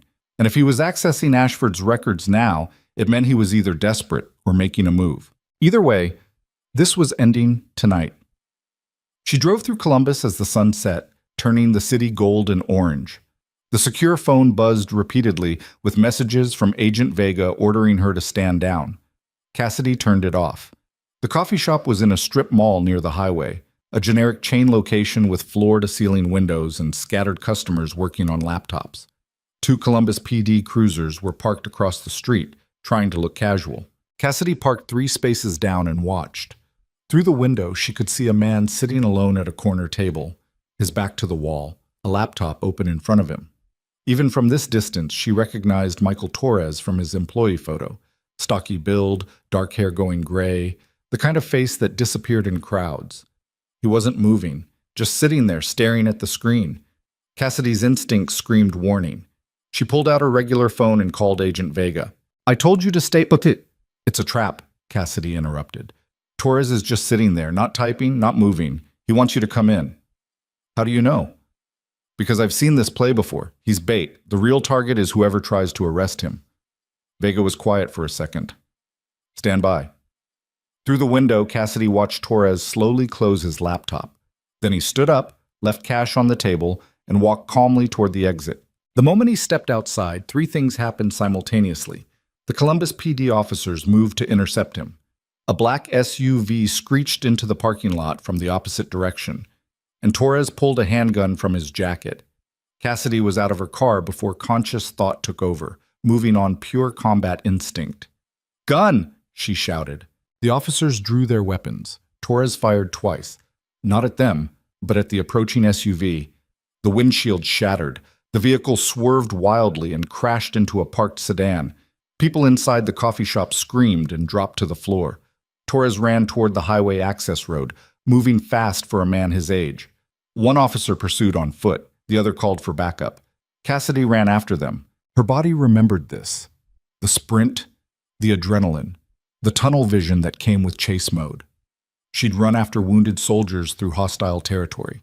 She'd pulled patients from burning vehicles. She'd moved through chaos so many times that it felt more natural than peace. Torres vaulted a low fence and cut across a gas station parking lot. The pursuing officer was younger and faster, closing the distance. Then Torres spun and fired again. The officer went down, clutching his shoulder. Cassidy kept running. Torres saw her coming, and his eyes widened in recognition. Stop! He shouted. Don't! She tackled him from the side, using her full body weight to drive him into the pavement. His gun skittered across the asphalt. They hit the ground hard, the impact jarring her ribs, but she didn't let go. Torres thrashed, trying to throw her off. Cassidy drove her elbow into his kidney, then grabbed his arm and twisted it behind his back with the joint lock she'd learned in combat training. Don't move, she growled. Torres went still, breathing hard. Sirens wailed in the distance, getting closer. You have no idea what you're doing, Torres gasped. I know exactly what I'm doing. They're going to kill you, you and everyone helping you. Who's they? Torres actually laughed, the sound bitter and broken. You think I'm the leak? I'm just the cleanup crew. The real operation is so far above your clearance you wouldn't believe it if I told you. Cassidy tightened her grip. Try me. Colonel Ashford found the tip of the iceberg. But the whole thing goes deeper than anyone knows. Medical facilities, supply chains, personnel records, it's all compromised. And the people running it don't care about your federal investigation. Torres turned his head slightly, his voice dropping. They care about silencing anyone who gets close. Like you? Like all of us. Police cars flooded the parking lot, officers swarming with weapons drawn. Someone pulled Cassidy off Torres and zip-tied his wrists behind his back. Medics rushed to the wounded officer. Agent Vega appeared through the chaos, her face furious. "What the hell were you thinking?" Cassidy stood up slowly, her ribs screaming. "He was getting away. You could have been killed." "But I wasn't." Vega looked like she wanted to argue, then shook her head in frustration. "Get in the car. We need to debrief." They drove back to Mercy Ridge in tense silence. By the time they arrived, night had fallen completely, and the hospital glowed like a fortress against the dark sky. Vega's phone rang constantly, updates from the scene, reports from forensics, coordination with DOD investigators. Torres was being transported to a federal holding facility. The wounded officer was stable. The crashed SUV was registered to a shell company with connections to 3 other suspicious entities. The pieces were falling into place. But Torres's words kept echoing in Cassidy's mind. "The real operation is so far above your clearance you wouldn't believe it." They parked in the staff lot. Vega turned off the engine and looked at Cassidy. "That was either very brave or very stupid." "I've heard that before. Torres is going to lawyer up the second we start interrogation. But we have enough to hold him, and forensic accounting is tearing apart his finances right now." Vega paused. "You did good work today, Brennan. Reckless, but good." "Is it over?" Vega's expression darkened. "Torres said something about cleanup crew. That means there's more to this than one compromised security supervisor. We need to—" Her phone rang again. She answered, listened for 10 seconds, and her face went pale. "When?" she said sharply. "How many?" Another pause. "Lock down the building. Nobody in or out." She hung up and looked at Cassidy. "Someone just tried to access Colonel Ashford's current location at Walter Reed using Mercy Ridge's network 30 seconds ago, from inside this hospital." Cassidy's stomach dropped. Torres wasn't the leak. No, he was the distraction. Vega was already moving, pulling her weapon and calling for backup. "Whoever tried to access those files is still here, right now." They ran for the entrance. Inside, the emergency department was in normal evening chaos. Patients waiting, staff moving between rooms, the usual controlled disorder. Everything looked completely normal, which meant the threat was invisible. Vega grabbed the first security guard she saw. "Lock all exits. Nobody leaves without ID verification." The guard looked confused. "Ma'am, I can't just—" Vega flashed her FBI credentials. "Federal emergency. Do it now." The guard got on his radio. Cassidy pulled out her phone and checked the suspect list. 6 names left after eliminating Torres. 3 nurses, 2 residents, 1 IT administrator. Any of them could be the real leak. Any of them could be here right now, trying to finish what Torres couldn't. Her phone buzzed. An alert from the secure server. Someone was accessing her investigation files. From inside the building. From the administrative wing where she'd been working all day. Cassidy's blood went cold. "They're in my office," she said. Vega turned. "Show me." They moved through the emergency department at a run, past startled staff and confused patients. Up the stairs to the administrative wing. Down the hallway toward the office Cassidy had been using. The door was closed. Light showed under the gap at the bottom. Vega drew her weapon and positioned herself at the doorframe. She looked at Cassidy and mouthed, "Stay back." Then she kicked the door open and went in fast, weapon up. "FBI, hands where I can see them." Cassidy followed her through the doorway. The office was empty, but her laptop was open on the desk, files scrolling across the screen as someone remotely accessed the system, and pinned to the monitor with a surgical scalpel was a handwritten note. Vega approached carefully and read it aloud. "You should have stayed quiet, Sergeant Brennan. Now everyone you care about is a target." Below the words was a photograph of Rita, standing outside the emergency department entrance, taken less than an hour ago.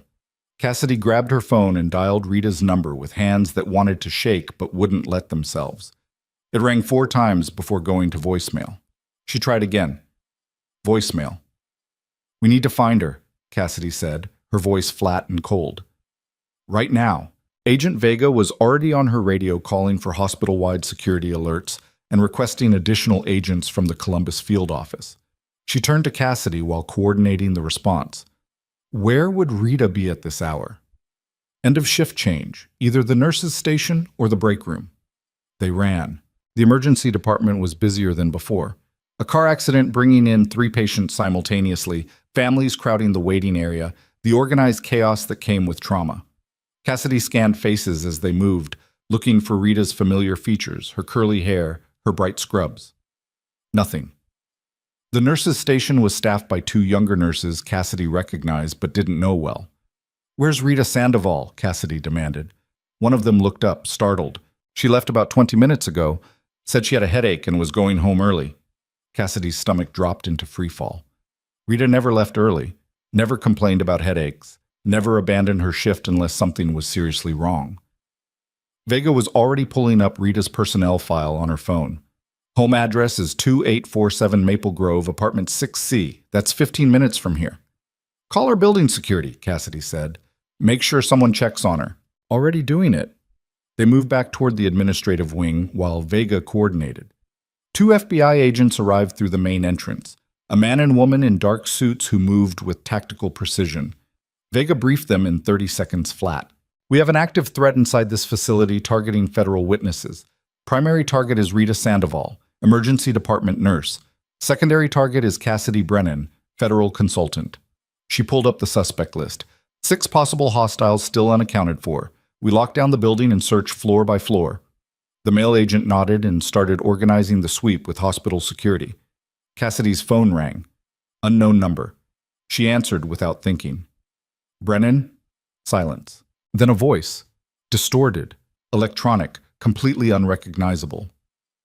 "Your friend is safe. For now." Cassidy's hand tightened on the phone. "Where is she?" "Somewhere you won't find her unless you do exactly what I say." Vega moved closer, trying to hear the conversation. "What do you want?" Cassidy asked. "Colonel Ashford had information that doesn't belong to him. Files he copied from classified servers. Physical copies hidden somewhere we haven't been able to locate." The voice was calm, almost pleasant. "You're going to get those files for us." "I don't have access to—" "The Colonel trusts you. He'll tell you where they are if you ask. You have 24 hours. And if I refuse? Then Rita Sandoval becomes another tragic casualty. Hospital staff under stress, working double shifts, mental health crisis leading to unfortunate decisions." The voice paused. "These things happen all the time. Nobody would question it." Cassidy felt rage building in her chest like pressure behind a dam. "You touch her, and you're not in a position to make threats, Sergeant. Get us those files or your friend dies. We'll contact you with instructions." The line went dead. Cassidy stood frozen, every muscle locked tight with the effort of not screaming. Vega grabbed her arm. "Did they have her," Cassidy said through clenched teeth. "And they want classified intel in exchange." "We can't negotiate with ya." "I'm not negotiating, I'm finding her." Cassidy pulled away and headed for the exit. Vega followed, calling orders over her shoulder to the other agents. They reached the parking lot just as 2 black SUVs arrived. More federal agents, these ones wearing tactical gear and carrying assault rifles. Deputy Director Carson climbed out of the lead vehicle, his face grim. "Bring me up to speed." Vega did it in 60 seconds. Torres's arrest, the remote access attempt, the threat against Rita, the ransom demand. Carson listened without interrupting, then looked at Cassidy. "Did they give you a time frame?" 24 hours. "That's longer than they need. They're buying time for something else." "Or setting a trap," Vega added. "Both," Cassidy said. "Rita's the bait, I'm the target, and whatever files they want are the prize." Carson pulled out his phone and made a call. "Get me General Carr. Priority 1. He walked a few steps away for privacy. Cassidy stood in the cold October air, her mind racing through possibilities and discarding them one after another. Rita was somewhere in Columbus, possibly drugged or restrained, definitely scared. The people holding her were professionals, military-trained, well-funded, connected enough to compromise federal systems, which meant they had resources Cassidy couldn't match. But they'd made one critical mistake. They'd threatened someone she cared about, and that changed everything. Carson returned, his expression dark. General Carr confirms that Colonel Ashford did make physical copies of the intelligence files before the ambush. He hid them as insurance in case the digital evidence was destroyed. He paused. The general is willing to authorize their recovery if it means securing Miss Sandoval's safety. That's insane, Vega said. Those files contain active intelligence on— I know what they contain, Carson snapped, but we're not sacrificing a civilian to protect information that's already been compromised. He turned to Cassidy. Colonel Ashford will tell you where the files are hidden. You'll retrieve them and prepare for the exchange. But we'll have tactical teams in position to intercept the moment contact is made. They'll be watching for that, Cassidy said. I know, which is why you're going to make it look convincing. Over the next 3 hours, they built the operation. Cassidy drove to Walter Reed under federal escort, 2 agents in an unmarked sedan following at a discreet distance. She arrived just after midnight and was cleared through security with credentials that opened every door in the complex. Colonel Ashford was awake when she entered his room, sitting up in bed with a tablet in his lap. He looked stronger than during their video call, but still pale and drawn. Ms. Brennan, he said quietly, they briefed me on the situation. I need to know where the files are. Ashford studied her face for a moment. Before I tell you, I want you to understand what's in them. The people behind this network aren't just leaking intelligence. They're weaponizing medical infrastructure. Hospitals, medevac routes, patient databases, all of it turned into attack vectors. His voice was steady but intense. If these files disappear, we lose the only concrete evidence we have. The investigation dies and the network survives. I understand. Do you? Because the woman they're holding hostage is leverage, but you're the real target. The moment you hand over those files, they'll kill both of you to eliminate witnesses. Cassidy met his eyes. Then I'll have to make sure that doesn't happen. Ashford held her gaze for a long moment, then nodded slowly. The files are hidden in a storage unit in Alexandria, Unit 847 at Secure Space Storage on Richmond Highway. The combination is 241836. Everything's in a lockbox inside. He paused.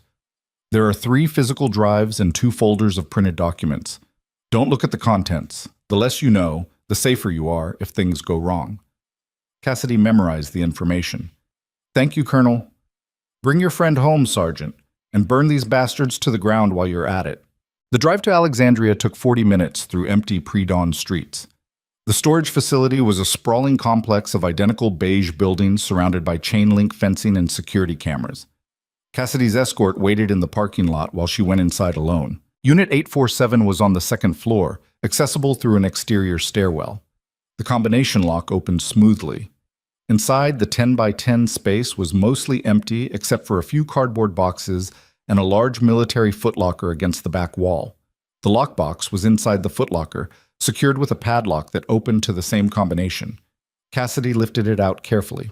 Inside were exactly what Ashford had described: 3 encrypted hard drives and 2 thick manila folders stuffed with documents. She didn't open them, didn't even look at the labels, just closed the box and carried it back to the car.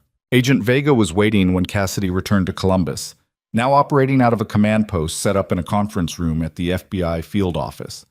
Tactical maps covered one wall. Computer screens showed live feeds from various locations. A dozen agents worked phones and terminals with focused intensity. Carson looked up when Cassidy entered.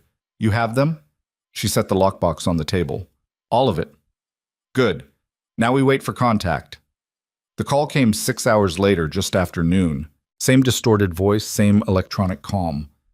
Do you have what we asked for? Yes. Good. There's an abandoned industrial park in the Hilltop neighborhood, 3500 West Broad Street. You know it? Cassidy pulled up a map on her phone. The location was on the western edge of Columbus, a decaying area of empty warehouses and overgrown lots. I can find it. Be there at 1600 hours. Come alone. Bring the files. If we detect any federal presence, your friend dies immediately. The voice paused. And Sergeant Brennan? Don't try to be a hero. You're good at keeping people alive. Let's see if you can manage it one more time. The line went dead. Carson was already pulling up aerial surveillance of the target location. It's perfect for them, Vega said, studying the images. Multiple access points, clear sight lines, lots of places to hide overwatch positions. And it's public enough that a major tactical response would be visible from half a mile away, Carson added. He looked at Cassidy. They've done this before. So what's the play? Cassidy asked. You go in wired and armed. We establish perimeter positions, but stay back far enough to avoid detection. The moment you confirm Rita's location and status, we move. They'll kill her the second they see you coming. Not if we're fast enough. Cassidy stared at the map, her mind working through scenarios and probabilities. Every tactical option had the same problem: timing. The bad guys would have Rita in a secure position. The moment Cassidy arrived, they'd verify the files were genuine. Then they'd have to decide whether to honor the exchange or eliminate both witnesses. Professional operators would choose elimination, which meant Cassidy had to find another way. She looked up at Carson. I need to do this without your tactical team. Absolutely not. They're watching for a federal response. That's what they're prepared for. But they're not prepared for me. Vega frowned. What are you talking about? I spent 3 years extracting wounded soldiers from hostile territory. Sometimes we had air support and backup. Sometimes we had nothing but our training and whatever we could carry. Cassidy's voice was calm and cold. These people think I'm just a nurse, a consultant, someone they can control with threats and leverage. They don't know what I really am. Carson studied her face. And what's that? Someone who doesn't leave people behind. The silence stretched for a long moment. Then Carson nodded slowly. You'll still wear a wire, and we'll have sniper overwatch from concealed positions, but no tactical entry unless you signal emergency. How do I signal? Say the word protocol. Any context, any sentence. We hear that word. We come in hard. Cassidy checked her watch. 3 hours until the meet. She spent the time preparing, changing into dark, practical clothes, reviewing building layouts, memorizing entry and exit points. An FBI tech fitted her with a nearly invisible wire and gave her a small backup transmitter disguised as a car key. Vega pulled her aside just before she left. You don't have to do this alone. Yeah, I do. Why? Cassidy thought about Rita, her kindness, her loyalty, the way she'd stood by Cassidy when everyone else was ready to throw her away. Because she's my friend. And I don't sacrifice friends for strategy. She left before Vega could respond. The drive to West Broad Street took 20 minutes. Cassidy parked 3 blocks away from the target location and approached on foot, carrying the lockbox in a backpack. The industrial park was exactly as depressing as the aerial photos suggested. Crumbling warehouses with broken windows, cracked pavement overtaken by weeds, graffiti covering every available surface. Silent. Empty. Perfect for an ambush. Cassidy moved between buildings carefully, watching for movement, listening for sounds that didn't belong. Her phone buzzed at exactly 4 o'clock. New text from an unknown number. Building 7. Second floor. Northwest corner. She found the building, a 3-story concrete structure that might have been a factory once. The main entrance was a rusted metal door hanging half open. Cassidy stepped inside. The interior was dark and vast, lit only by afternoon sun filtering through broken windows. Industrial equipment lay abandoned and rusting, birds nested in the rafters. The air smelled like decay and old oil. A metal staircase led upward. Cassidy climbed it slowly, her footsteps echoing in the empty space. The second floor was smaller, divided into what used to be offices and storage rooms. She followed the wall to the northwest corner and found a door marked with fresh spray paint, a simple red X. She pushed it open. The room beyond was maybe 20 feet square with windows overlooking the rest of the industrial park. Rita sat tied to a chair in the center of the space, duct tape over her mouth, her eyes wide with fear and relief when she saw Cassidy. And standing behind her, holding a gun to Rita's head, was Dr. Palmer. Cassidy stopped in the doorway, her mind racing to process what she was seeing. Palmer looked nothing like the anxious, insecure resident she'd argued with days ago. His expression was calm and focused. Professional. Close the door, he said quietly. Cassidy closed it. Put the backpack on the floor and step away from it. She did. Palmer kept the gun pressed against Rita's temple while he checked the backpack with his free hand. He pulled out the lockbox, opened it, verified the contents. Then he smiled. You actually brought them. I wasn't sure you would. Let her go, Cassidy said. You have what you wanted. Not yet. Palmer set the lockbox aside, his gun never wavering. First, you're going to tell me who else knows about these files. Just me and the federal team. And Colonel Ashford. He's under guard at Walter Reed. You can't touch him. Palmer's smile widened. We don't need to touch him. We just needed to flush out everyone connected to his investigation. Agent Vega, Deputy Director Carson, General Carr, all the key players are now exposed and documented. By this time tomorrow, they'll all have accidents. Car crashes, home invasions, sudden medical emergencies. He tilted his head slightly. You'd be surprised how easy it is to kill people when you control their medical records. Cassidy felt cold rage building in her chest. You were never just a resident, were you? I was recruited out of medical school, 6 years embedded at Mercy Ridge, gathering intelligence, identifying high-value targets, establishing access to trauma systems across 3 states. Palmer's voice was almost proud. The network needed someone with medical credentials and military understanding, someone who could move through hospitals without suspicion. Torres? Security was the easy part. He got us into the physical infrastructure, but the real value was medical access, patient records, treatment protocols, staff schedules, everything necessary to weaponize the entire healthcare system. Rita made a muffled sound behind the duct tape, her eyes blazing with fury. Palmer glanced at her.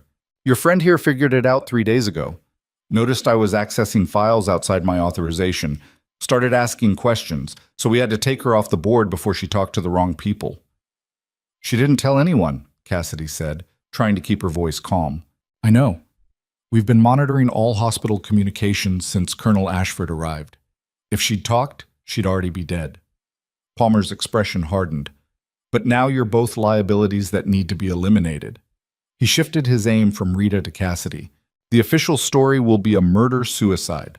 Tragic case of PTSD, combat veteran unable to adjust to civilian life, snaps and kills a colleague before taking her own life. Medical examiner will find evidence of psychological instability. Everyone will understand. Cassidy didn't move. Except I'm not unstable. The autopsy report will say otherwise. We control the medical examiner's office, remember? And what happens when federal investigators tear apart that autopsy? By then, the trail will be cold, and the network will have moved on to new identities and new facilities. Palmer's finger tightened on the trigger. It's been interesting working with you, Brennan. You're everything they said you were. Skilled, dedicated, impossible to intimidate. But you made one critical mistake. What's that? You thought you were hunting us. You never considered that we were hunting you. Cassidy smiled coldly. Actually, I did. She said the word clearly and calmly. Protocol. Palmer's eyes widened a fraction of a second before the window behind him exploded. The sniper round hit him in the shoulder, spinning him away from Rita and sending his gun flying across the floor. He went down hard, screaming in pain and shock. Cassidy was moving before he hit the ground.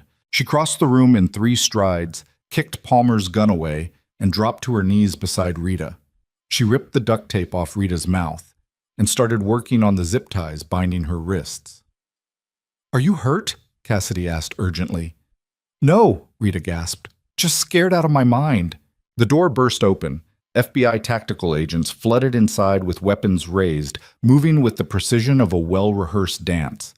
2 agents secured Palmer while he writhed on the floor clutching his shattered shoulder.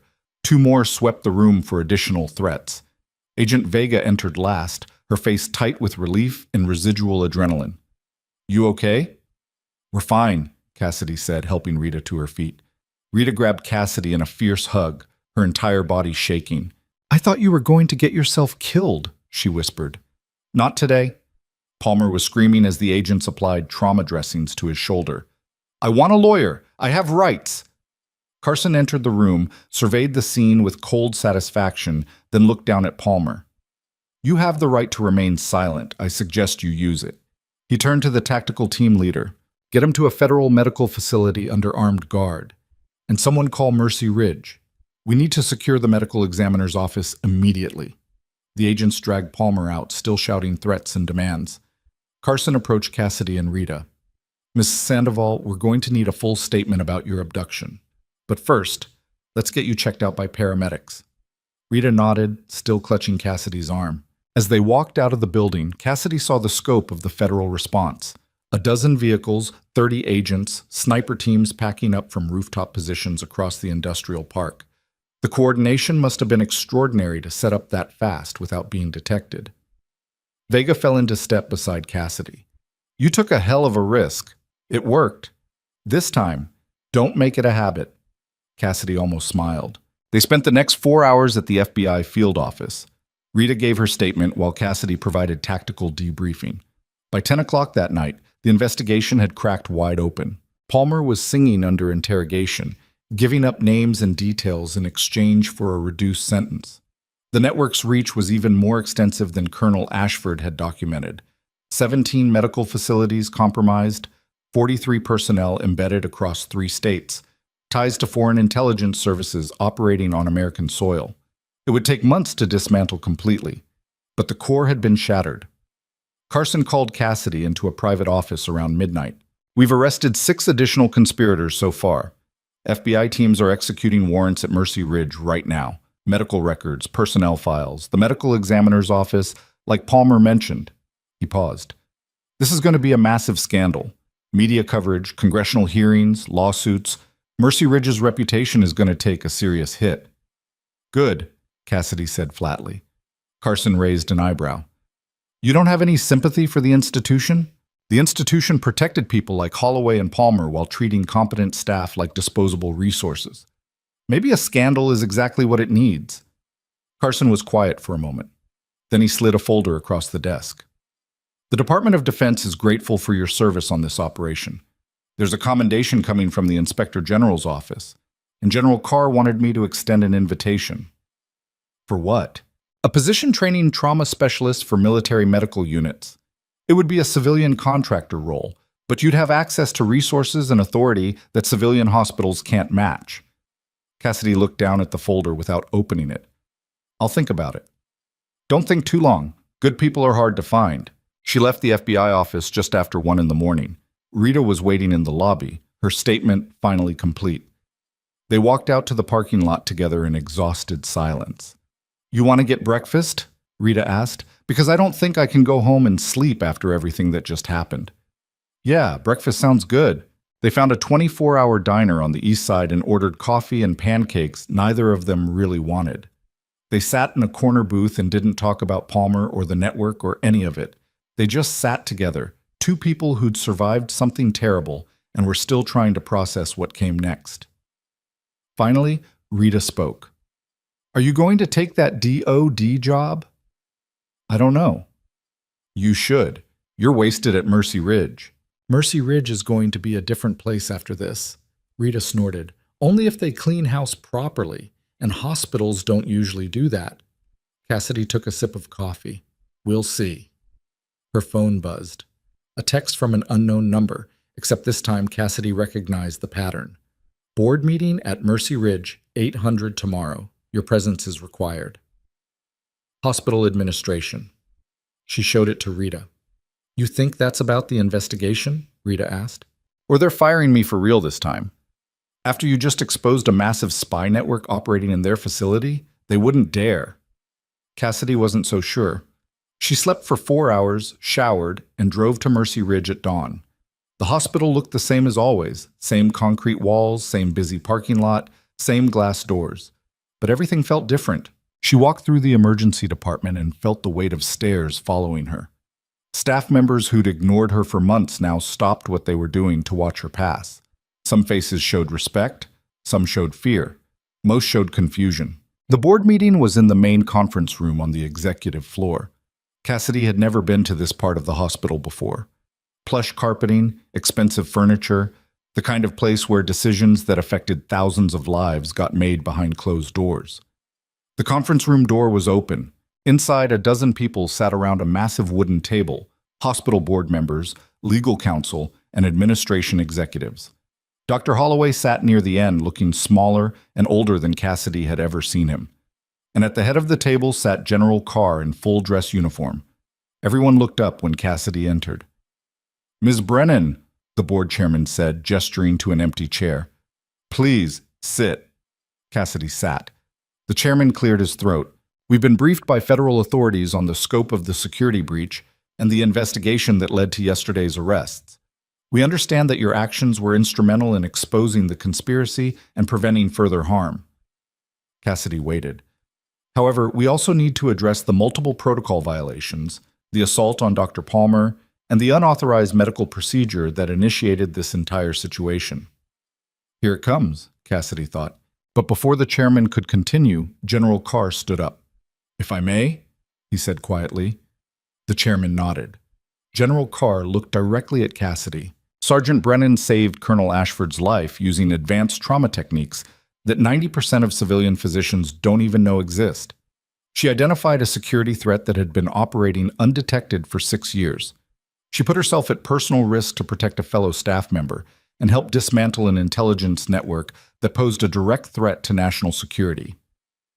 His voice was calm but carried absolute authority. The Department of Defense considers her a national asset, and we take a very dim view of any institution that would punish someone for exemplary service. The room went silent. The chairman shifted uncomfortably. General, we appreciate the federal perspective, but we have hospital policies that...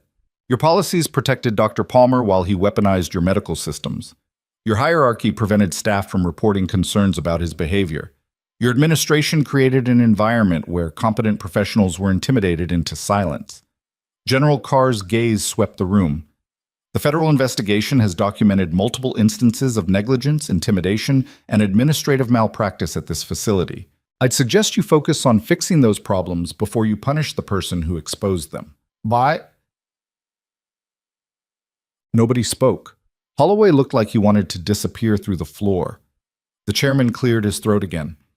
Ms. Brennan, in light of the extraordinary circumstances and the federal perspective on your actions, the board has decided to offer you a position as Director of Trauma Services. You would have full authority over emergency protocols, staff training, and crisis response procedures. Cassidy stared at him. You're offering me a promotion? We're offering you the opportunity to help rebuild this institution's trauma program with the standards and expertise you demonstrated throughout this incident. Cassidy looked at Holloway. He wouldn't meet her eyes. She looked back at the chairman. What happens to Dr. Holloway? The chairman's expression was carefully neutral. Dr. Holloway has agreed to step down from his position as emergency department chief. He'll be transitioning to a research role with significantly reduced patient contact. Translation. They were burying him somewhere he couldn't cause more damage, but keeping him on staff to avoid a wrongful termination lawsuit. Cassidy should have felt satisfied. Instead, she just felt tired. I need time to think about it, she said. Of course. Take a few days. I'll have an answer by end of day. She stood up and walked out before anyone could respond. General Carr caught up with her in the hallway. That was quite a performance in there, he said. I didn't ask for any of this. I know, but you earned it. He paused. The DoD offer still stands too. You could train the next generation of combat medics. Build something that matters. Cassidy looked at him. Can I ask you something, sir? Of course. Why did you really come here today? You didn't need to show up for a hospital board meeting. General Carr was quiet for a moment. Because 6 years ago, you saved 17 soldiers during a mortar attack in Kandahar. One of them was my nephew. He's alive today because you pulled him out of a burning vehicle while insurgents were firing at you. His voice was steady but intense. I owed you this. And I wanted to make sure these people understood who you really are. Cassidy felt something catch in her throat. I was just doing my job. So was I. He handed her his card. Think about the offer. Either way, you've got friends in Washington now. Then he left, his boots echoing in the empty executive hallway. Cassidy stood alone for a long moment. Then she walked down to the emergency department. Rita was at the nurse's station, looking exhausted but alert. She brightened when she saw Cassidy. How did it go? They offered me Holloway's job. Rita's eyes went wide. Are you serious? Director of Trauma Services, full authority over the emergency department. That's amazing. Did you accept? Cassidy leaned against the counter. I don't know if I want it. Why not? You'd be perfect for it. Because this place is broken, Rita. The culture, the politics, the way they treat people. One promotion doesn't fix that. Rita was quiet for a moment. Then she said, So fix it yourself. Cassidy looked at her. What? You spent 6 months being treated like you didn't matter. You watched good people get hurt because bad systems protected bad doctors. You saw everything that was wrong with this place. Rita's voice was fierce. So take the job and burn it all down. Rebuild it the right way. Be the person you needed when you first walked through those doors. Cassidy stared at her friend, and slowly something shifted inside her chest. Maybe Rita was right. Maybe the answer wasn't walking away. Maybe it was staying and making sure nobody else had to fight the battles she'd fought. She pulled out her phone and sent a text to the board chairman. I accept the position. I start Monday, and I want full authority to restructure staff, revise protocols, and terminate anyone who doesn't meet new standards. The response came back in 30 seconds. Agreed. Welcome aboard, Director Brennan. Rita read the text over her shoulder and grinned. Oh, this is going to be fun. It's going to be brutal. Same thing. Cassidy smiled despite herself. Then her phone rang one more time. Unknown number again. She answered cautiously. Brennan! A different voice this time. Older, refined, with an accent she couldn't quite place. Congratulations on your promotion, Director, and on dismantling our network. Quite impressive. Cassidy's blood went cold. Who is this? Someone who appreciates professional competence. Palmer was sloppy. Torres was careless. But you were magnificent. The voice was warm, almost friendly. We'll be watching your career with great interest. You're with the network. I am the network. Or at least the part of it that matters. A pause. Palmer thought he was a critical asset. He wasn't. He was expendable infrastructure. The real operation continues. And now that you've proven yourself so capable, we have a proposition for you. Go to hell, the voice laughed softly. Not yet. First, I wanted to give you a gift. Check your email. You'll find something interesting. The line went dead. Cassidy opened her email with shaking hands. One new message. No sender name, no subject line, just an attachment. A video file. She clicked it. The video showed a hospital room, empty except for medical equipment, and a patient lying unconscious in the bed. The camera zoomed slowly on the patient's face.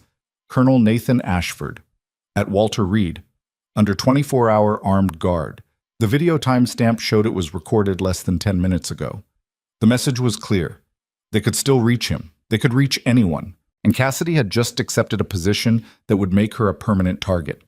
Cassidy's hands didn't shake as she forwarded the video to Agent Vega and General Carr simultaneously. Rita was watching her face. What's wrong? They're not done. Who's not done? Cassidy showed her the video. Rita's face went pale. That's Walter Reed. That's supposed to be the most secure military medical facility in the country. Apparently not secure enough. Cassidy's phone rang immediately. General Carr. I just saw the video, he said, his voice tight with controlled fury. Walter Reed Security is conducting a sweep right now. Colonel Ashford is being moved to an undisclosed location. It won't matter. If they got close enough to film him once, they can do it again. Then what do you suggest? Cassidy looked at Rita, then at the emergency department stretching out behind her, the place that had tried to break her and failed. I suggest we stop running and start hunting. Explain. They contacted me because they want something. They wouldn't have revealed themselves otherwise, which means they're not as invincible as they want us to believe. Or they're baiting another trap. Probably, but I'm done playing defense. Carr was quiet for a moment. What do you need? Access to everything Palmer gave up during interrogation. Every name, every facility, every operational detail. And I need it now. That information is classified. So was Colonel Ashford's location. Classification didn't stop them from walking right into Walter Reed and filming him. Another pause. I'll have everything sent to your secure phone within the hour. But Brennan, this goes beyond hospital politics now. You're talking about hunting an intelligence network with resources we haven't fully mapped. I know, but they made a mistake. What mistake? They threatened someone I care about. Again, Cassidy's voice went cold and flat. And I'm very good at making people regret that. She hung up and turned to Rita. Go home. Pack a bag. Stay with family or friends for the next few days. Rita's jaw set stubbornly. No. Rita, no. You're not pushing me away to keep me safe. I'm already in this. Palmer kidnapped me because of what I saw. Running away won't change that. They'll come after you again. Then they'll have to deal with both of us.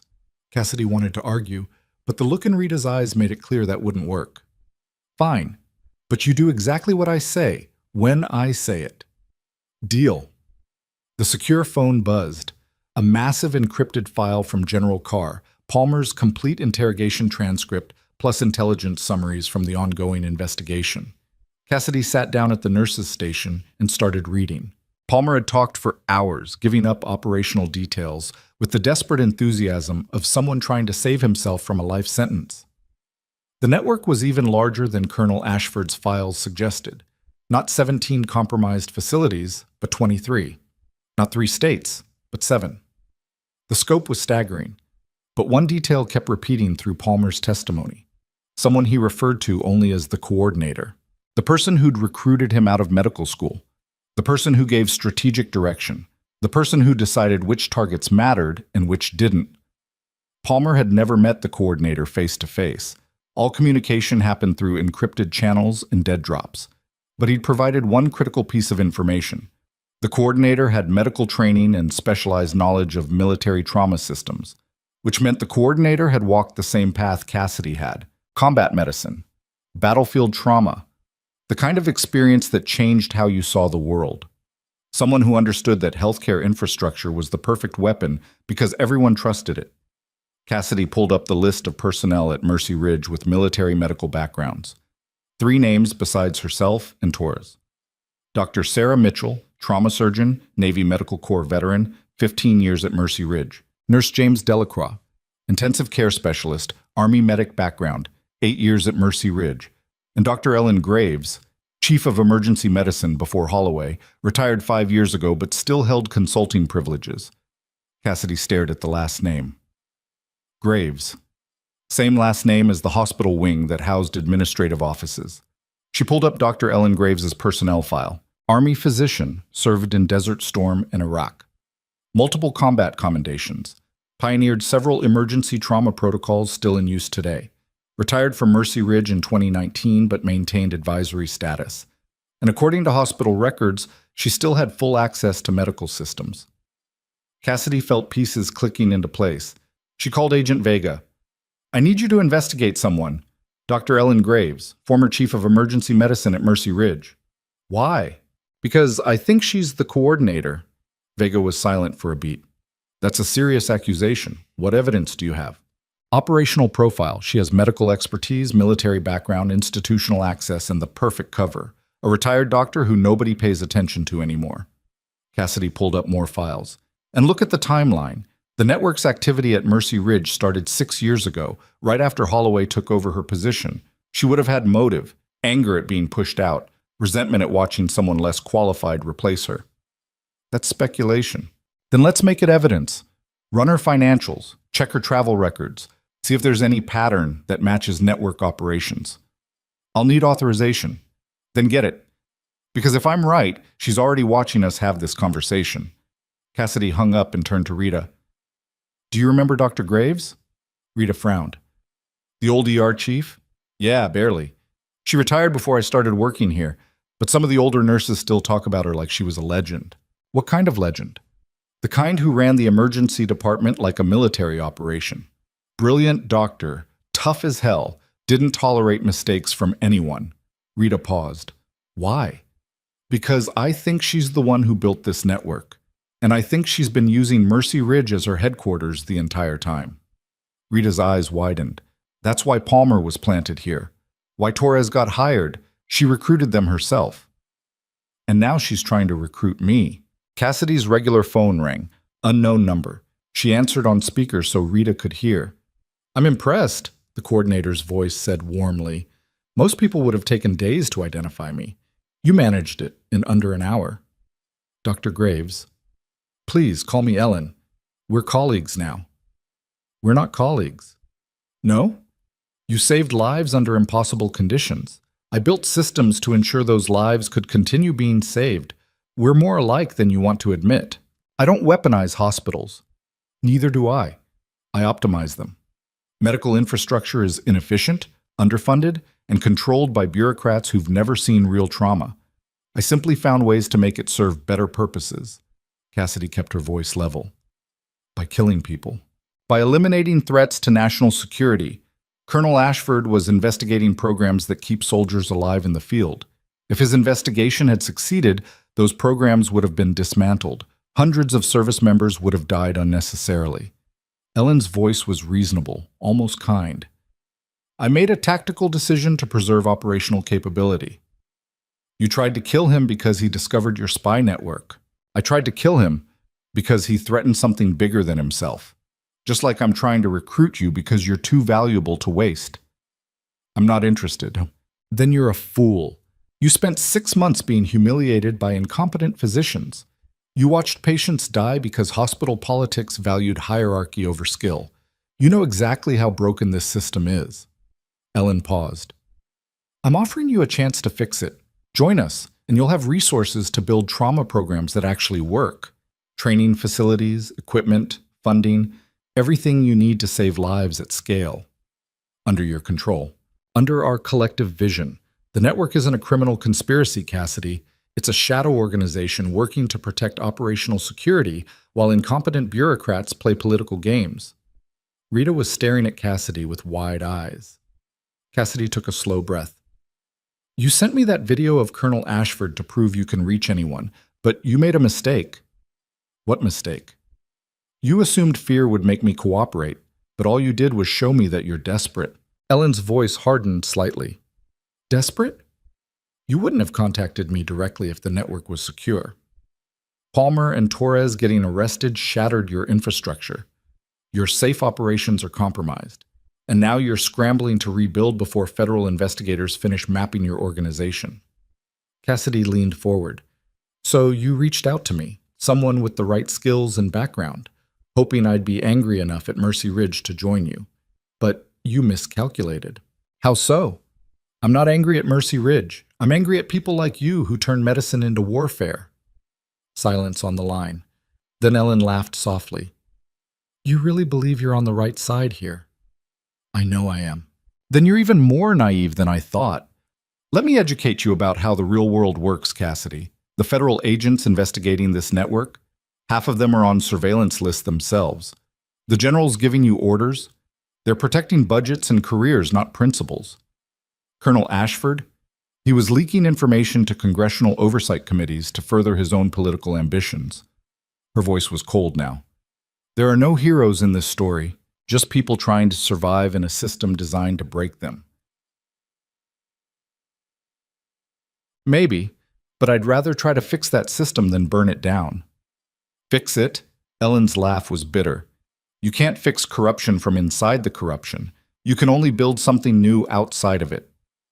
Is that what you tell yourself? That you're building something better? I know I am, and someday you'll understand that too. After you've spent enough years watching bureaucrats destroy everything you care about, you'll realize there's only one solution. What's that?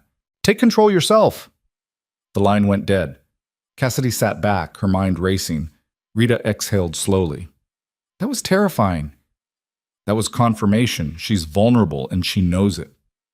So what do we do? Cassidy pulled up the hospital system on the nurse's station computer. We find her. She accessed Dr. Graves's consulting credentials. Still active, still giving her network access to Mercy Ridge systems. Cassidy tracked her login activity over the past 6 months. The pattern was subtle but consistent. Dr. Graves accessed hospital systems remotely almost every day, usually late at night. But 3 times in the past month, she'd logged in from inside the hospital itself. From a terminal in the old emergency department building, the one that had been converted to storage after the new wing opened 8 years ago. Nobody went there anymore except maintenance staff, which made it the perfect place to hide. Cassidy grabbed her phone and called Agent Vega. Did you get authorization to investigate Graves? Working on it. Why? Because I know where she is, and I'm going there now. Wait for backup, Brennan. Don't go in alone. She's watching federal communications. If you send a tactical team, she'll disappear, but she won't run from me. How do you know? Because she thinks she can still recruit me. Cassidy hung up before Vega could argue. Rita grabbed her arm. You can't seriously be going after her alone. I'm not. You're coming with me. What? No, that's insane. She's expecting me to bring federal agents. She'll have escape routes planned for that. But she's not expecting me to bring a nurse who's supposed to be traumatized in hiding. Rita stared at her. You want to use me as bait? I want to use both of us as bait. She revealed herself because she's desperate.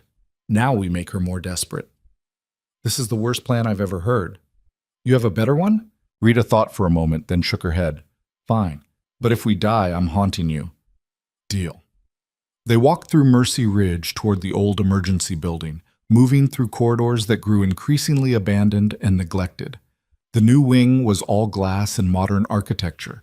The old wing was cinder block and flickering fluorescent lights that hadn't been replaced in years. The entrance was secured with a keycard lock. Cassidy used her new director credentials, activated less than an hour ago, to unlock it. Inside, the space was exactly as depressing as she'd expected. Old gurneys stacked against walls, broken equipment waiting for disposal, the smell of dust and disuse. And at the far end, light showed under a closed office door. Cassidy and Rita approached slowly. Cassidy knocked once. Come in, Cassidy, Ellen's voice called. I've been expecting you. They entered. The office had been converted into something between a command center and a bunker. Multiple computer screens showed hospital systems, federal databases, and surveillance feeds. Maps covered one wall with pins marking locations across 7 states. A cot in the corner suggested Ellen had been living here. Ellen Graves herself sat behind a desk that had probably been abandoned decades ago. She was in her late 60s, with steel gray hair pulled back and eyes that missed nothing. She wore casual clothes, jeans, and a sweater, but carried herself with military bearing that made her look dangerous, even sitting down. She smiled when she saw Rita. You brought a friend. How touching. She knows everything, Cassidy said. No point hiding her anymore. True. Ellen gestured to 2 chairs. Sit. Let's talk like professionals. Cassidy and Rita sat. Ellen studied them both for a moment. I meant what I said on the phone, Cassidy. You're wasted here. The work you could do with proper resources would save thousands of lives. All you have to do is stop pretending the system can be saved from within. The system has problems, Cassidy agreed, but the solution isn't espionage and murder, isn't it? You killed insurgents in Kandahar to protect soldiers. How is that different from eliminating security threats to protect operational capability? Because insurgents were enemy combatants, Colonel Ashford is an American officer doing his job. His job was exposing programs that keep our people alive. That made him a threat. His job was stopping people like you from selling intelligence to foreign actors. Ellen's expression hardened. I never sold anything. Everything I did was to protect American lives. By compromising military hospitals? By recruiting spies inside medical facilities? By ensuring critical resources weren't wasted on bureaucratic politics? Ellen's voice rose slightly. Do you have any idea how many soldiers died in Iraq and Afghanistan because supply chains were corrupted? Because equipment didn't arrive on time? Because politicians cared more about budgets than lives? She leaned forward. I built this network to fix that, to create infrastructure that couldn't be compromised by incompetence. You built a criminal conspiracy. I built a solution, and it worked. For 6 years, we've diverted resources where they were needed, protected classified operations from congressional meddling, and ensured combat medics had equipment that saved lives. The network you're trying to destroy has a better track record than the government systems we bypassed. Cassidy shook her head. You can rationalize it however you want, but you crossed lines that can't be uncrossed. Lines drawn by people who've never held someone's intestines inside their body while mortars fall. Lines drawn by politicians who send soldiers to die and then cut funding for their medical care. Ellen's voice was intense. You know exactly what I'm talking about. You've lived it. I have. But that doesn't justify what you've done. Then what does justify it? Watching more soldiers bleed out because some Pentagon analyst decided trauma equipment wasn't budget priority?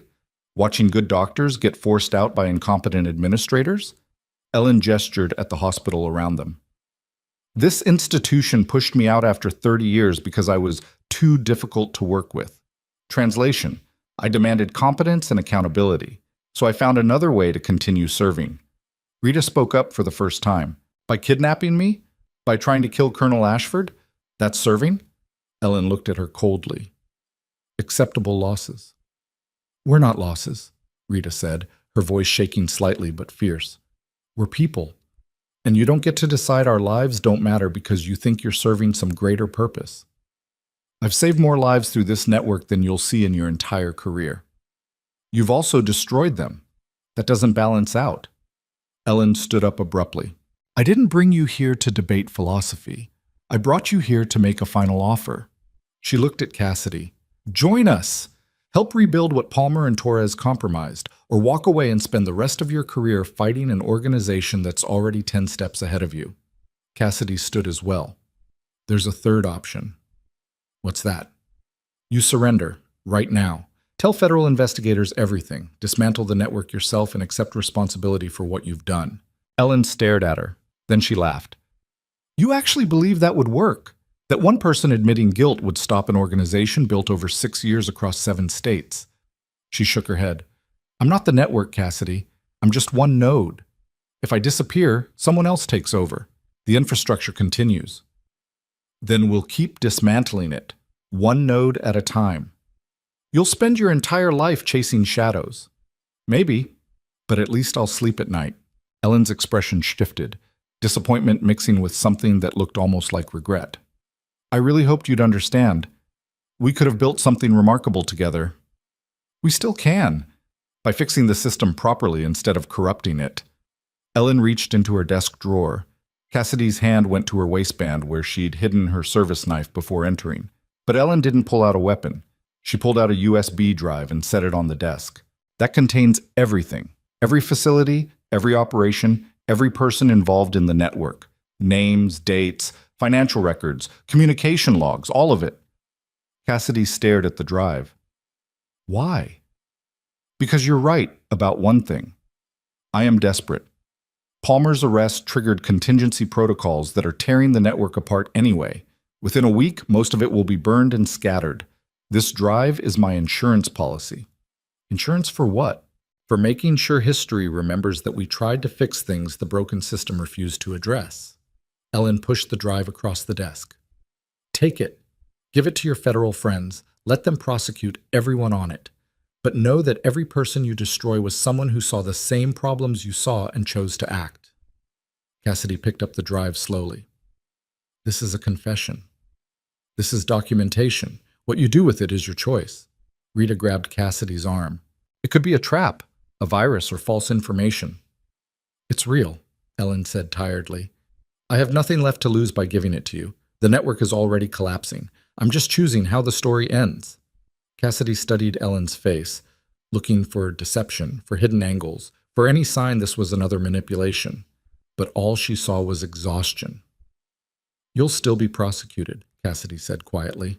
I know, but I'll be prosecuted for trying to save lives while incompetent bureaucrats were playing politics. That's a legacy I can live with. You tried to kill people. I tried to protect operations that saved lives. Colonel Ashford survived. Palmer is facing justice. Torres will spend years in prison. The system you're defending will process us all according to its rules. Ellen's voice was steady. But 10 years from now, when another soldier bleeds out because supply chains are corrupted, someone will remember that we tried to fix this. And maybe they'll find a better way. Cassidy slipped the USB drive into her pocket. I'll make sure they do, but not by repeating your mistakes. She turned to leave. Ellen called after her. Cassidy. She paused at the door. For what it's worth, you would have been magnificent with us. I know. That's why I'm not joining you. They walked out, leaving Ellen Graves sitting alone in her makeshift command center. Agent Vega was waiting outside with a tactical team, 8 agents in full gear, who'd surrounded the building while Cassidy and Rita were inside. Jesus Christ, Brennan, Vega snapped. I told you to wait for backup. You would have scared her off. She could have killed you. But she didn't. She gave us this instead. Cassidy handed over the USB drive. Vega stared at it like it might explode. What is this? Everything, the entire network, Ellen Graves' final confession. Agents moved past them into the building. Cassidy heard radio chatter as they secured Ellen and started processing the command center as a crime scene. Rita was shaking slightly. Cassidy put an arm around her shoulders. You did good in there. I was terrified the entire time. So was I. You didn't look terrified. Practice. They walked back to the main hospital building as dawn started breaking over Columbus. The parking lot was filling with morning shift staff. The emergency department was gearing up for another day. Life continued like nothing had happened. But everything had happened. Cassidy's secure phone buzzed. General Carr. Dr. Graves is in custody. The USB drive is being processed by DoD Cyber Forensics right now. Initial assessment says it's legitimate. She really did give you the entire network. Good. This is going to create shockwaves, congressional hearings, military investigations, media coverage that'll last months. You prepared for that? Cassidy looked at Mercy Ridge Medical Center, the building that had tried to break her and failed. Yeah, I'm prepared. One more thing. The DoD contractor position is still available if you want it. Building trauma training programs, developing new protocols, teaching the next generation. It's clean work, important work, and it would get you away from all of this. Cassidy was quiet for a long moment. Then she said, I appreciate the offer, General, but I think I'm exactly where I need to be. You sure? Mercy Ridge won't be an easy place to rebuild. Nothing worth doing is easy. Carr was silent, then he chuckled. You sound like a commander I used to know. She would have liked you. She? Dr. Ellen Graves. Before she went off the rails, she was one of the finest trauma surgeons I ever worked with. Saved my life in Kuwait in '91. His voice went quiet. Somewhere along the way, she forgot that the people she was trying to protect are the same ones she was willing to sacrifice. That's the problem with seeing everything as war, Cassidy said. Eventually, everyone becomes either an asset or a casualty. Don't let that happen to you, Sergeant. I'll try not to. She hung up and found Rita waiting by the emergency department entrance. So, Rita said, Director of Trauma Services. That's actually happening. Apparently. You know everyone's going to hate you at first, right? The doctors who protected Palmer, the administrators who enabled Holloway, all the people who benefit from the broken system, they're all going to fight you. I know. And you're still taking the job. Someone has to fix this place. Might as well be me. Rita smiled. You're either incredibly brave or incredibly stupid. You've said that before. It's still true. They walked inside together. The emergency department was in morning chaos. Patients checking in, nurses running triage, the controlled disorder that came with the start of a new shift. Cassidy moved through it with Rita at her side. And for the first time in 6 months, it felt right. Not easy, not perfect, but right. Over the next 3 months, Cassidy rebuilt Mercy Ridge's emergency department from the ground up. She fired 6 physicians for documented incompetence and negligence. She promoted 4 nurses to leadership positions based on skill rather than seniority. She rewrote every major protocol, bringing in expertise from military trauma systems and modern civilian best practices. The staff hated her at first. Then they saw the results. Patient outcomes improved. Wait times dropped. Staff morale rose as people who actually knew what they were doing got the authority to make decisions. The changes rippled outward from the emergency department to other parts of the hospital. Mercy Ridge started becoming the kind of place Cassidy had hoped it would be when she first arrived. Dr. Holloway resigned completely after an independent review documented his pattern of negligence. Palmer was sentenced to 15 years in federal prison. Torres got 12. Ellen Graves was still awaiting trial, but the evidence was overwhelming. She'd face decades behind bars. The network she'd built was dismantled piece by piece as federal investigators used the USB drive to prosecute conspirators across 7 states. 23 compromised facilities were secured. 47 people were arrested. The scandal made national headlines for weeks. But Cassidy barely paid attention to the media coverage. She was too busy doing the work. 6 months after accepting the director position, she was in the trauma bay when a patient arrived with catastrophic injuries from a construction accident. The attending physician, one of the ones she'd personally hired, froze in panic, uncertain how to proceed. Cassidy stepped in without hesitation. Tension pneumothorax, prep for chest decompression.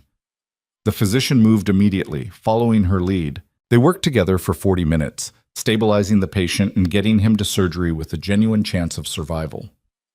When it was over, the physician approached Cassidy in the hallway.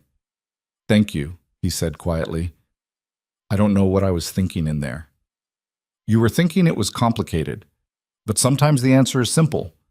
Just do the next right thing. He nodded slowly. Is it always this intense? No, sometimes it's worse. He almost smiled. How do you handle it? Cassidy thought about Kandahar, about the soldiers she'd saved and the ones she couldn't, about Ellen Graves and Palmer and everyone who'd mistaken ruthlessness for strength. By remembering that the work matters more than the fear. She walked away before he could respond. Rita found her in the break room an hour later, sitting with terrible coffee and reviewing staffing schedules. You look exhausted, Rita said. I am exhausted. Good. That means you're doing it right. Cassidy looked up. How do you figure? Because rebuilding something broken is supposed to be exhausting. If it was easy, someone would have done it already. Rita sat down across from her. I got an offer today. University Hospital in Cleveland wants me to help develop their trauma nursing program. Better pay, prestige, the whole thing. Cassidy's chest tightened. You're leaving? I turned it down. Why? Rita smiled. Because this is where the real work is happening. Cleveland's emergency department is already functional. They don't need me, but Mercy Ridge does. You do. She paused. Besides, someone has to make sure you don't work yourself into an early grave. I appreciate that. I know you do. That's why we're friends. They sat in comfortable silence for a moment. Then Rita said, Do you ever regret it? Taking this job instead of the DOD position? Cassidy thought about it honestly. Sometimes, when I'm dealing with hospital politics or budget meetings or administrators who still don't understand why things needed to change. She looked at Rita. But then I see patients walk out of here alive who wouldn't have survived 6 months ago.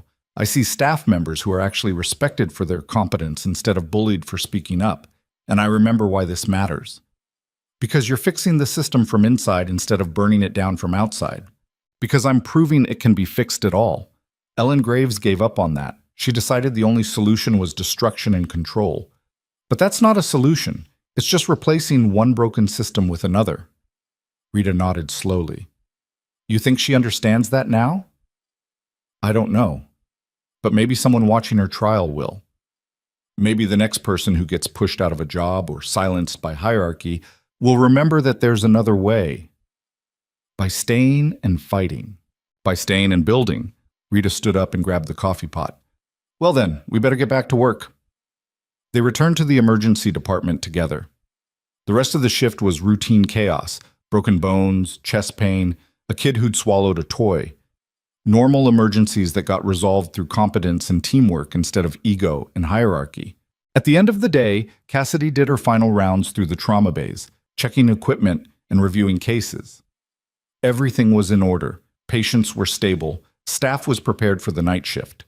She stood in the empty trauma bay where she'd saved Colonel Ashford's life 7 months ago. The room looked different now. New equipment, better organization, an atmosphere of readiness instead of barely controlled chaos. But the core was the same. This was where lives got saved or lost based on seconds and decisions and the willingness to act when everything was falling apart. Cassidy had spent 6 months being told she didn't matter. Then she'd proven that everyone who said that was wrong. Not through violence or corruption or compromising her principles. Through competence, through courage, through refusing to accept that broken systems couldn't be fixed. She walked out of Mercy Ridge into the October evening. Columbus spread out before her, the city where she'd come looking for peace and found war instead. But it was also the city where she'd discovered something more important than peace. Purpose. Her phone buzzed, a text from an unknown number. For a moment, fear spiked. Another threat, another conspiracy, another crisis. But the message was simple. Colonel Ashford released from Walter Reed today. Full recovery expected. He asked me to tell you thank you. General Carr Cassidy smiled. Then she got in her car and drove home through streets that no longer felt hostile. The work wasn't finished. It would never be finished. But it was happening, and that was enough. Because Cassidy Brennan had learned the most important lesson of her career, the one that Ellen Graves had forgotten and Palmer had never understood. Authority isn't something you're given through titles or hierarchy or fear. It's something you earn by being the person who stays calm when everyone else is panicking, by making the right call even when it costs you everything, by refusing to let systems break you and choosing instead to bend those systems towards something better. She'd been called just a nurse, an outsider, someone who didn't understand how things really worked.